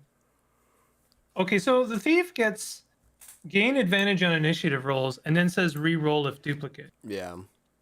So we could just do something like that if we want. Personally, I find that less interesting. Seawolf gets to pick 2 different gods to worship instead of just one god, and Seers say increase the die tier of your destined talent by 1. So they refer to dice tiers in that ability. Because people have actually brought that up on this too, because it says, so for the Seer class, whenever you use a luck token, add D6 to the roll. And I've gone on here and been like, well, wait a second. If they roll 10 to 11 or 10, 11, 12 every single level, they could theoretically increase this destined thing all the way up. And so I've actually gone on the Arcane Library forums and been like, yeah, people talked about this, and sure enough, they're like, hey, wait a second, can't this go up to a D20 or something crazy if we kept doing it theoretically? But then I reasoned, well, you know, this name of this ability is called Destined, so it would be for surely destined if some goddamn thing like that actually happened, where they only rolled 10, 11, 12 on this character talent for this particular character. So it's like, hell yeah, I would let him go all the way up to a D20. This is true. Another thing I'm just thinking out loud here as we're going. I mean, go for that if you like that, but I was just going to suggest maybe on a 10 or 11, once per day, drink an alcoholic beverage as a healing potion. Ooh. Whoa. That's... I might be inspired here. Once per day. Drink... drink... alcoholic beverage like a health potion? Right. Or I don't know if it like a health potion, or do I need to say like an alcohol drink you consume becomes to regain X, you know, however you want to roll hit dice, and I would just do it just like a healing potion. regain that many hit points, rather. Oh, okay. So just write it out. Roll, drink alcohol to gain 1d6. What does it Let me say? just HP. why don't you just say treat alcoholic beverage as a minor healing potion. Let me just actually look up the Because health specific. potion, it gives you like whatever your level is, it gives you that much health. So if you're like level 1 to 3, it gives you back like 2d6, and if you're level 5 to 6, it gives you back like 3d8. So the higher level you are, the more health it gives you back. So that's why health potions are nice, because they always scale with you. Yeah, I think, I mean, that might be broken, but hold on a second. That's kind of nice about trying to get this character back into a fight though, and allow them some of these I chances. don't want them coming back into the fight. I want them to die. Well, they can. That way, they can die, and they can be like, "Here, bro, second win." They pour some alcohol down his gillet, and he's like, "I can fight again." Yeah. I actually kind of like that. Why don't you just call it second win? They either Careful know. about that. That's a D&D 5e fighter Oh, first fair enough. level bullshit. You We know, don't want that. Never mind. You're right. second We don't wind want is that. What if I just wrote, I'm yeah, trying to. once per day, drink alcohol to gain effects of a health potion. Yeah, I'm just trying to find the health potion. It is like eluding me. Or a potion of health. I think maybe it's that. It's in the back of the book. It's in the magic Yeah, item I'm looking. spot. I'm looking. I'm gonna get it before you. No, you're not. Potion 310, page 310. God damn it. A glass with a vanilla liquid inside. Not what I would ever think of a potion of healing, right? Yeah, it gets hit points based on their level. 1d6 for 0 to Okay. 3, 2d8 for 4 to 6, yada yada yada. So I could, yeah. I mean, that Get- is absurdly good. I wish in the for the magic items here at the back it would also list the gold value. so is potion of health and healing potion in Shadowdark, are those the same thing? Is there only one? Yeah, type? there's only one. Yeah, it's just called Potion of Healing. Okay. And Aaron, Well, the having way- it oh, having it scale with level, I don't know, maybe that's too powerful because I mean, how rare is a potion of healing in Shadowdark? Is that something that you'd want to give a player character like a free one every day? Yeah, that's true. Is that maybe I a little OP? I don't know. I agree. I Maybe almost just like maybe just have it gain like 1d6 of HP if you like that. If you don't like the ability at all, then that's fine. But I just wanted to, I wanted to be able to scale because I didn't think 1d6 HP. not everything needs to scale. But yeah, if it's like one of your talents, it'd be kind of nice. Because it's I like, mean, oh, I being finally got able to level to- 7, and it's like, oh, I'm finally level 7 or level 9, and it's like, oh, I can gain 1d6 health points back per day, and it just seems like, eh. So I was just wondering if there was a way to. That's why I was like, oh, Potion of Healing, so that way it kind of scales with them. Potion of Healing is still, you could still bomb on those. You can still get a bunch of ones on those rolls. The pit fighter does get the flourishes. I always have to remind myself that the pit fighter gets those flourishes, and they are kind of OP. Yeah, they're. Um, Yeah, he gets them for why don't we free. just like treat it the same? Oh, and I mean, at that point, it just starts to sound like another ability instead of like, what would you like a talent? I don't think this is a talent. I guess that's where I'm going. I don't think this is a talent.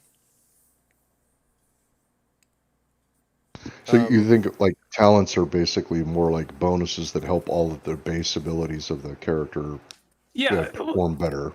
talents are basically like, when you level up in D&D, you get to pick a bunch of stuff. Talents Yeah. are that. You don't get to pick anything. You just get your talent. Yep, I understand. Okay. So, I know occasionally in there they'll say like you get a thing, but it's quite rare, and it's usually still a bonus. I'm trying to look at some of the other ones for comparison. Okay. Yeah, so check this one out. For the pit fighter, you're talking about the flourish, which they get every time. So for flourish, 3 times per day, they regain 1d6 hit points when they hit an enemy with an attack. On their 10 Yeah. to 11 talents, that flourish gets another d6. So if you get the 10 to 11 in talent, you every time you hit your flourish, now you get to roll 2d6 health back.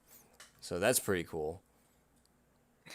Yeah, it's But the flourish isn't a talent itself. The flourish is a Correct. built-in ability, and yeah, so that's what I was the getting at. the talent boosts the ability you already have. Well, what if we just roll? What if we chopped it off? And what if we did it like this? Once per day, you can drink alcohol, regain 1d6 hit points, and then I can also just say if you get a duplicate of this, just add another d6.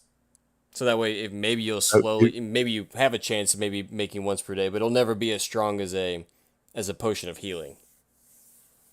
I'll agree to that, but you better make that like the 10, 11. Yeah, yeah. That's got to be on the far end because that's So, ridiculously powerful.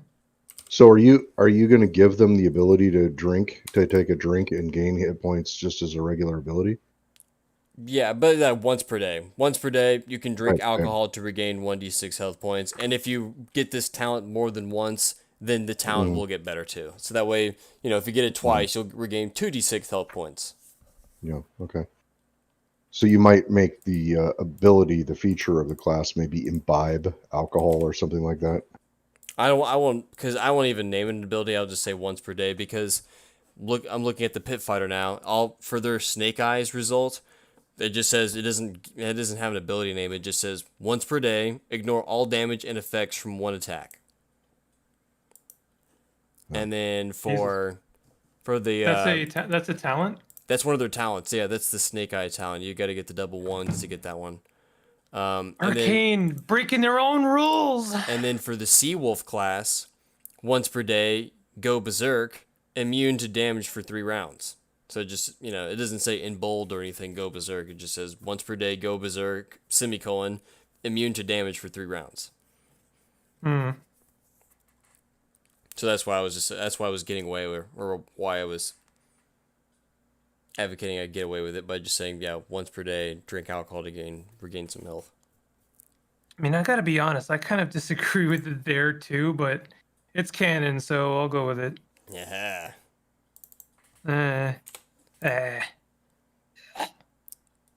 Well, the other way you could spin this is you could make it an ability that they all of them have. Any Carouser has this ability, and then the 10 to 11 would be you get to add one more d6. That way it would fit what you were talking about. So you'd have to slide in an additional ability. I don't know if you That's have what I was limited thinking. text. Yeah. Right? I was genuinely thinking that, but I know for a fact that we can't fit it in there. You can't fit it under dungeon Carouse.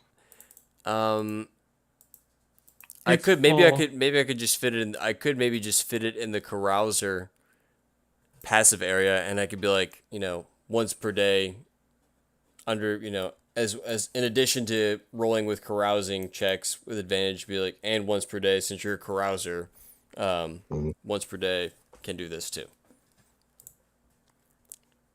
So I could do. So yeah, for Carouser, I'll copy paste this bad boy up here because I think I should be able to fit all that stuff on this side. Oops. This is funny. It's awfully tempting to want to cram more in, right? Yeah.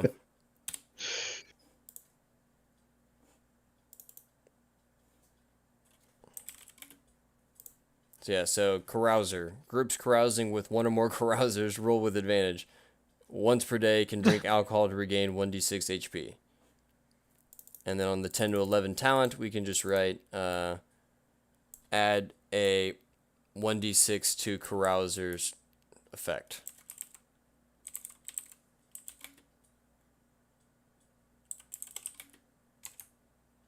Add a 1d6 to the... I may need to rename Carouser. Partier. I think Carouser works. I like it, but I feel like I'm using the word carousing too much in this in this sentence. No, you just said it too much tonight. It's no longer sounding like a word. Yeah. rabble rouser. When you Rabble when you carouse with a rabble rouser and you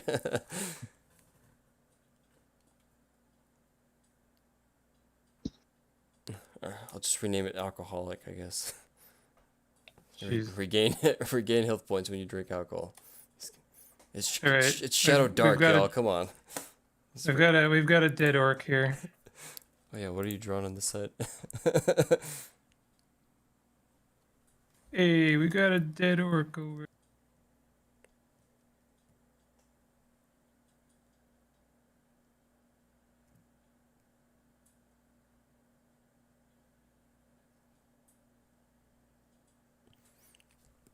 Someone, Flint Fireforge said, saw Shadowdark and was drawn like a moth to a flame or a stingback to a neck.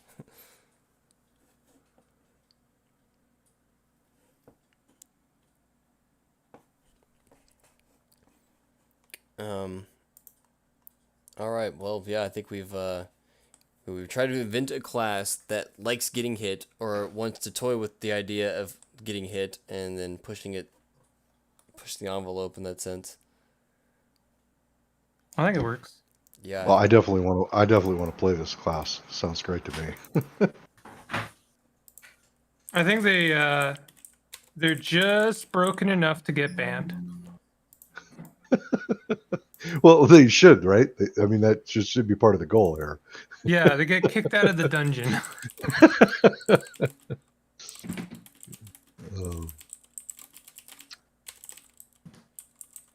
All right, guys. Hey, I got to run, but thanks a lot for letting me participate. Absolutely. No Thanks for worries. dropping by, Alan. All right. Have a good night. Adios. Take it easy. All right. So yeah, I'm just trying to fill out the general little about paragraph, and yeah, I guess we've been on this for about 2 hours or something. Yeah. I'm Drunk. certainly gonna have to take off pretty soon. Yeah, sounds good to me. Drunken brawler and partier of the Navis degree. I don't know if that really works. This lowest. Drunken brawler and partier of the highest or lowest degree? Question mark. Devoted. I wish I could put this. This idea about making it focus around a god of some sort, like this Dionysus Loki aspect. Yeah, I feel like that's a different design. That's if we want to take this character seriously, to be honest. And that's when I think the route that I would want to go there is if you wanted to go back to the brewmaster idea or carousing type, is you start making genuine spells, and except they're all listed as beverage types. So you have the stout draft, and then you have the black or the dark whatever ale, and all of them are listed as beverages. And every single time, basically this guy's carrying all of this with them. You just take it for granted they're carrying all of these drinks, and they roll Constitution saves to quote cast the spell. To basically take a drink, and then that drink dictates how they need to play on the next turn. And I think that those things need to appease Loki and Dionysus in their own way. I think Dionysus is probably appeased just by the imbibing part, but I think the Loki needs to be you need to go and cause some trouble and make sure you're doing outlandish stuff. Dionysus just wants you to know that, he wants you to know that he exists and that he's got the power over you. Otherwise, he's gonna make your mom go and rip you up, because she thinks you're lying. But yeah, Dionysus just wants to be like, yo, I am a son of Zeus. I'm not nobody. Acknowledge me. But yeah, I get what you're saying though. So I just wrote a drunken brawler and partier of the highest or lowest degree, devoted to braving the Shadowdark and then having epic festivities afterwards. Sounds great. And sometimes daring. Well, we didn't give him any of their other weapons either. I just put axes. Axe. Hell yeah. Weapons, most. Hold on, I'm just. Here we go. I could just give him all Putting weapons in. because I feel like I don't really want to limit him. Just because he can just pick it up and hit you with it. And he's not going to have weapon mastery, so I feel like he's not going to be able to really... Yeah, because what fighters have access to everything, but...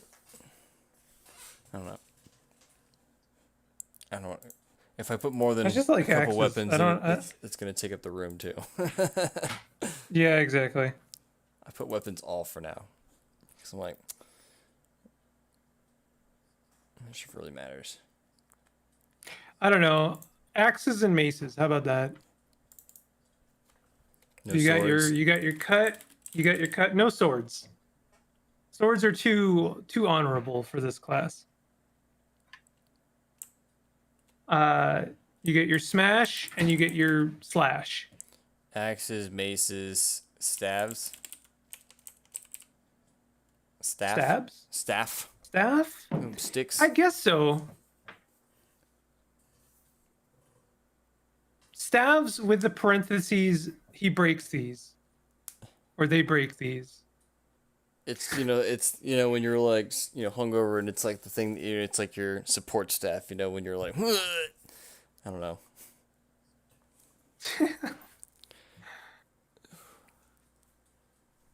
And we didn't come up with this dungeon carouse thing, but I'll pitch some ideas and Aaron will send me his amazing drunken brawler image and we'll combine it all.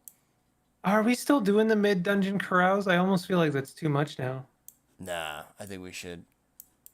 I'm too sold on it anyway. I'll whip some stuff up and we'll go over in private and then before we post it for the good people.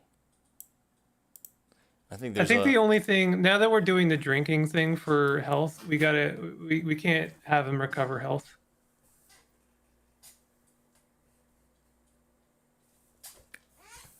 To the Uh, vibe. Yeah, I get what you're saying. Well, no. He can only do it. He can only drink it once per day. Like, Yeah, I know, but like, you underestimate just how important to the vibe of Shadowdark it is that the players at all times feel like every turn they spend in the dungeon is pushing their luck. And I know this is a Gonzo character. Don't get me wrong. I know that they are over the top, but like you let them heal. Every time you let them heal, that's an extra turn they get to stay in the dungeon without feeling true fear, and that just doesn't feel like Shadowdark. Okay. Very true. But we have the only reason I push back on the heal ability because otherwise I'm usually like, oh yeah, no, y'all should have less health. The only reason I wonder is that this is the one character who is like deliberately trying to play that yo-yo effect. And so I'm like, do they need just a little more access just so that way they can kind of keep going a little harder? I don't know. No, I want them to die. Because that way it's like, they'll get reckless. They'll drink alcohol, they'll get some health back and go right back into the fight, and then they'll get themselves killed. Yeah, I feel like... Well, okay, hear me out. The drinking ability is temporary health. Oh, man, I love the idea of temporary health, but I'm not sure if I've been able to convince or figure out how to properly pitch it, because I tried to do that with the wolf cloak class for a while and was trying to figure out how to word that, and I feel like it is a tricky concept, isn't it? Because it's like you have to put in like how many rounds does it last? Right. You get to be overhealed. How does it differ from normal health? Does it actually add anything to the gameplay, or is it just another thing to manage? That's what I figured. Once per day you can regain 1d6 health points, and unless you roll that talent, which you only get every so often, which is still only a small roll, I just feel like it's not too much. And once again, it's like if the pit fighter gets to just do it for free a couple times, I feel like this guy can just drink alcohol once. Yeah, I per feel like day, that's almost an argument for why the pit fighter should be banned. But the pit fighter's fun to watch because yeah, he kind of goes out there, wants to die and push that, get to roll those 18 checks to not die and to go relentless or whatever. So Yeah. it's definitely worked in practice. So that's been a fun class to watch. Yeah, that's true. Yeah. He I definitely really does like the pit fighter. he definitely does the whole gladiator like, are you not entertained? And like I don't know, it captured it well. Yeah, my friend Peter is playing it in our halls Oh, okay. halls campaign, and I mean it is really nice. It's really satisfying to like, oh yeah, I took a little bit of damage. Well, shit, I'll just like do a flourish as I, and I'll recover on the same turn, and that's just like super satisfying. And I also think it's nice if you can like incentivize the player. Like, what are you doing? Are you like doing a little sidestep? Are you taunting them while you're doing it? Add a bit of flavor to the whole thing. I think I'm done with this drawing. I don't think I can add anything else.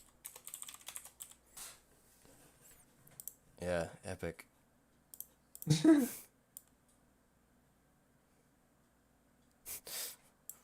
See, is he on an adventure? Like, yeah, why is the orc only in his skivvies? I don't know. He's a very proud orc.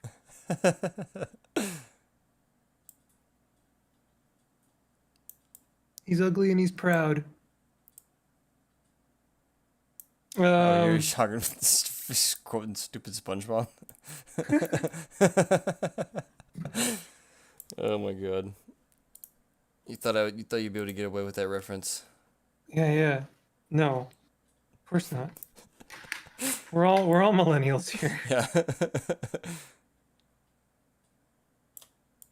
When in doubt, pinky out. Okay, so I guess that the only thing, like, I would be fine with the dungeon carousing that we have as written if you are cool with keeping the healing in there. Because really, I mean, unless you want to give him the healing, the drinking a beverage to heal as a normal ability instead of as a talent as well, then like he's only got the recoverability with the mid dungeon carouse. I know that was probably difficult to to follow along with. Well, yeah. Say it again. So what I'm saying is, does he have a normal ability to drink a beverage to heal, or is it just a talent? No, right now we gave it. It's one of his regular abilities. It's built in with his Carouser passive. And once per day, he can just drink one drink and get 1d6 health points back. I mean, he can still roll a 1 or 2. He could still just whiff and not do anything really. Can I see that? Where is that in the? Yeah, I have it up on my stream right now. Instigate, fight dirty, carouser. Oh, once a day can imbibe alcohol to regain 1d6. And then I have it on the talent that this can be improved by another 1d6, just kind of like the flourish. But all right, But the thing about flourish is that he gets to use it 3 times per day. But each time he has a chance to increase from a d6 to multiple d6s. This guy still only gets to do it once per day, even though he'll get to improve the dice quantity just like the flourish. So, right. Interesting thing about that is that if he hasn't, I guess if he's level 2, he's likely to be able to make use of that extra damage. Hold on, I'm just trying to find my original pitch for the mid dungeon cross. There it is. 40 GP, DC 12. Everyone recovers 4 HP. Yeah, I guess that's still valid because I did say everyone. So like this is something that everyone's benefiting from. Which I know is really tricky because like that's kind of the priest's job. So like, is that? But like he only gets to do it once. So it's not as good as the priest. And it's gonna be more variable. Like you don't really know what. Like you might get the healing effect, you might get some other random thing, like maybe everyone just gets +1 on an initiative next combat or next initiative roll, or maybe everyone gets, maybe if they find some random treasure or something lying around, are we doing that? Yeah, I was gonna. Are we adding variability to that? Okay. Yeah, I was gonna add a bunch of variability probably to it. Okay, interesting. So yeah, come up with a bunch of if you think of some interesting effects or mid dungeon carousing results, send them away because I was gonna come up with anything from the instigate an encounter or something like that. Of course, if it's the roll is really low, to little health point gain or maybe if, like I said, maybe it rolls really high. Maybe somehow the wizard can get like a level 1 or 2 spell back or something if they're missing one or something along those lines. Okay, that's adding variability to that is tricky because it's a survival skill. Even just a small amount of agency I added to it was like pushing it, I thought. Cause like there's not a lot you can give the players mid dungeon that won't feel very powerful. But I suppose if they're paying for it. Because I'd figure, the more, because what if they're like, dude, we might die in here even if we have this gold, and they may be like, yeah, let's spend this gold just to try to get some of our resources back, just so we can like make it out of this thing alive. Like, I was kind of trying to see if like there'd be ever situations like that.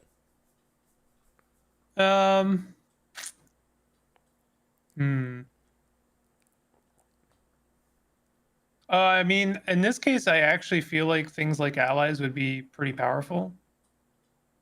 Like you just, you wake up from the party and you have a bard ally.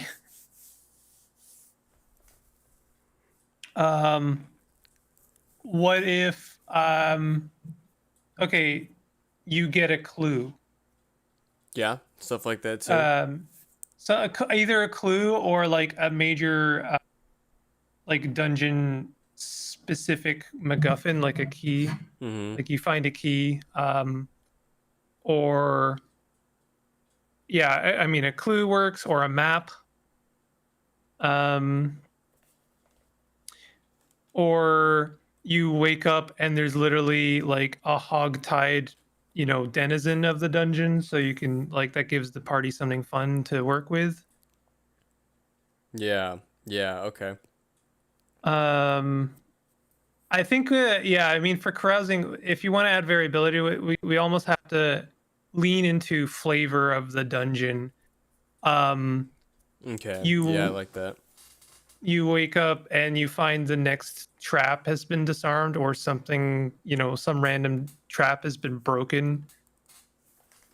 One of the, someone who came to the party, like I'm still thinking like some of the dungeon denizens will like come to party along. Maybe they accidentally trip a trap. Yeah, yeah, that's funny. A curious dungeon denizen, yeah, it sets off a trap and or something. Yeah, that makes a lot of sense. I like that kind of stuff. Or yeah, an NPC adventurer dwarf who's also in the dungeon, stumbled upon your party and like added to the fun or something. Yeah. Oh, how about throwing in like a rival dungeon party? Yeah. I like it. I like putting this kind of stuff in the results. So like, if you want to throw a couple in there, but like you encounter a rivaling crawler group or party of crawlers. Yeah. And you've accidentally already divulged something of importance because you're trashed. So like that gives both the GM and the players something fun to work with. Yeah, you were partying a little too loudly, and a rival crawler group stumbles on and repeats the last thing you just said. Yeah. Yeah, or I guess I would just write it. Yeah, you give inconvenient information to a group. But yes, exactly. More of these types of results is what I was thinking. And maybe maybe on the high ones, like I said, the mechanical one about maybe giving a spell slot back or something really crazy. But that's really tricky. I actually just I don't think that you can do that. But what you could do is almost as good as give the player, the party some luck tokens. Yes, there you go. That's almost as good as a spell back because it helps them prevent a spell loss. I'm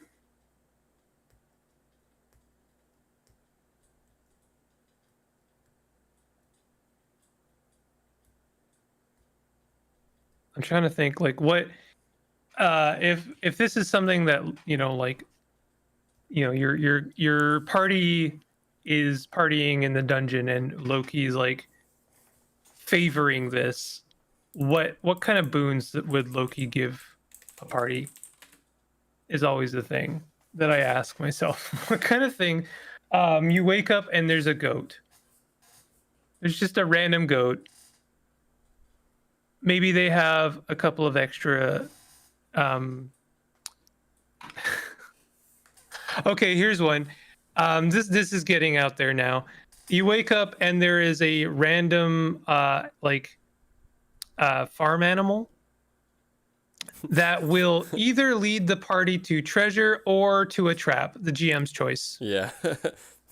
Yeah, you spawn a farm animal with 50% chance it's hostile or something. It's like, what is this? Angry cow. It just like leads away. It's like, kind of insists that the players follow, and it's either leading them to treasure or it's leading them into some kind of horrible pit. Yeah, I like that. Keep that one around. Headcanon that it is actually just Loki.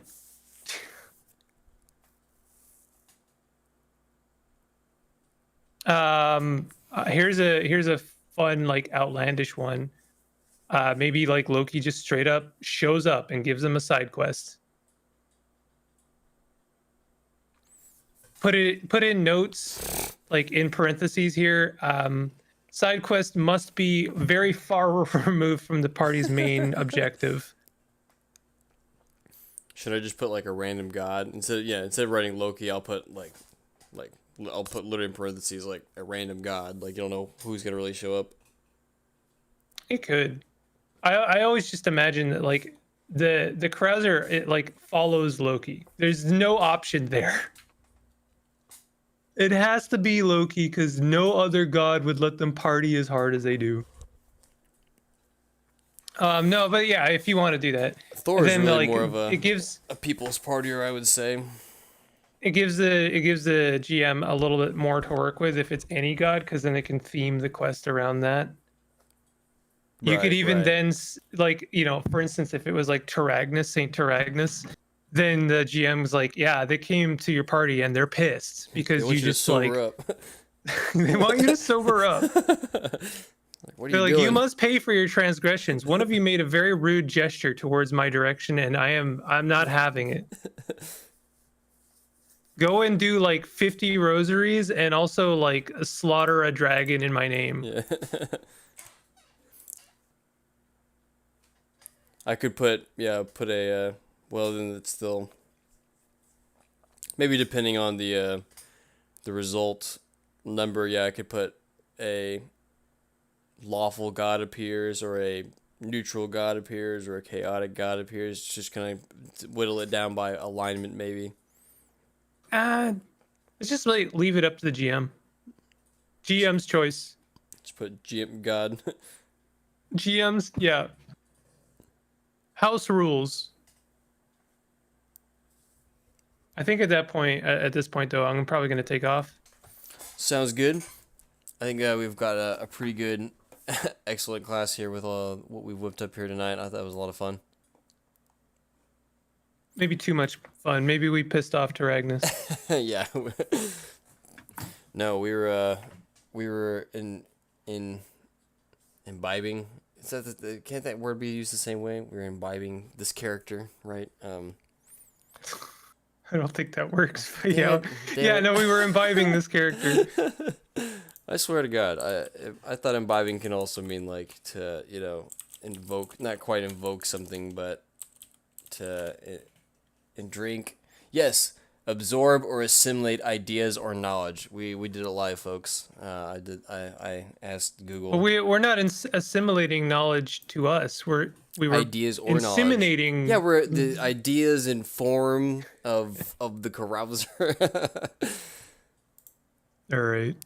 All right, everyone. Well, this was a I'll lot of let you fun. have it. We should do this again sometimes. Yeah, once again, go check out all of our stuff on Drive-Thru. The links will be down below. But otherwise, yeah, I guess we'll call it here for an evening. Yep. As a side note, I got Cairn Warden's edition Warden's Guide second edition, and it's really good. Okay. It's like excellent. Highly recommend. I've only ever looked at the first of the regular one, so. But there you go. Go check out the new Cairn, There you go. everyone. There's my Bingle recommends Yeah. of the day. Every day I will do one. No. All right. Take it easy, y'all. Hit the like button. I don't know what it does. I hit it. All right.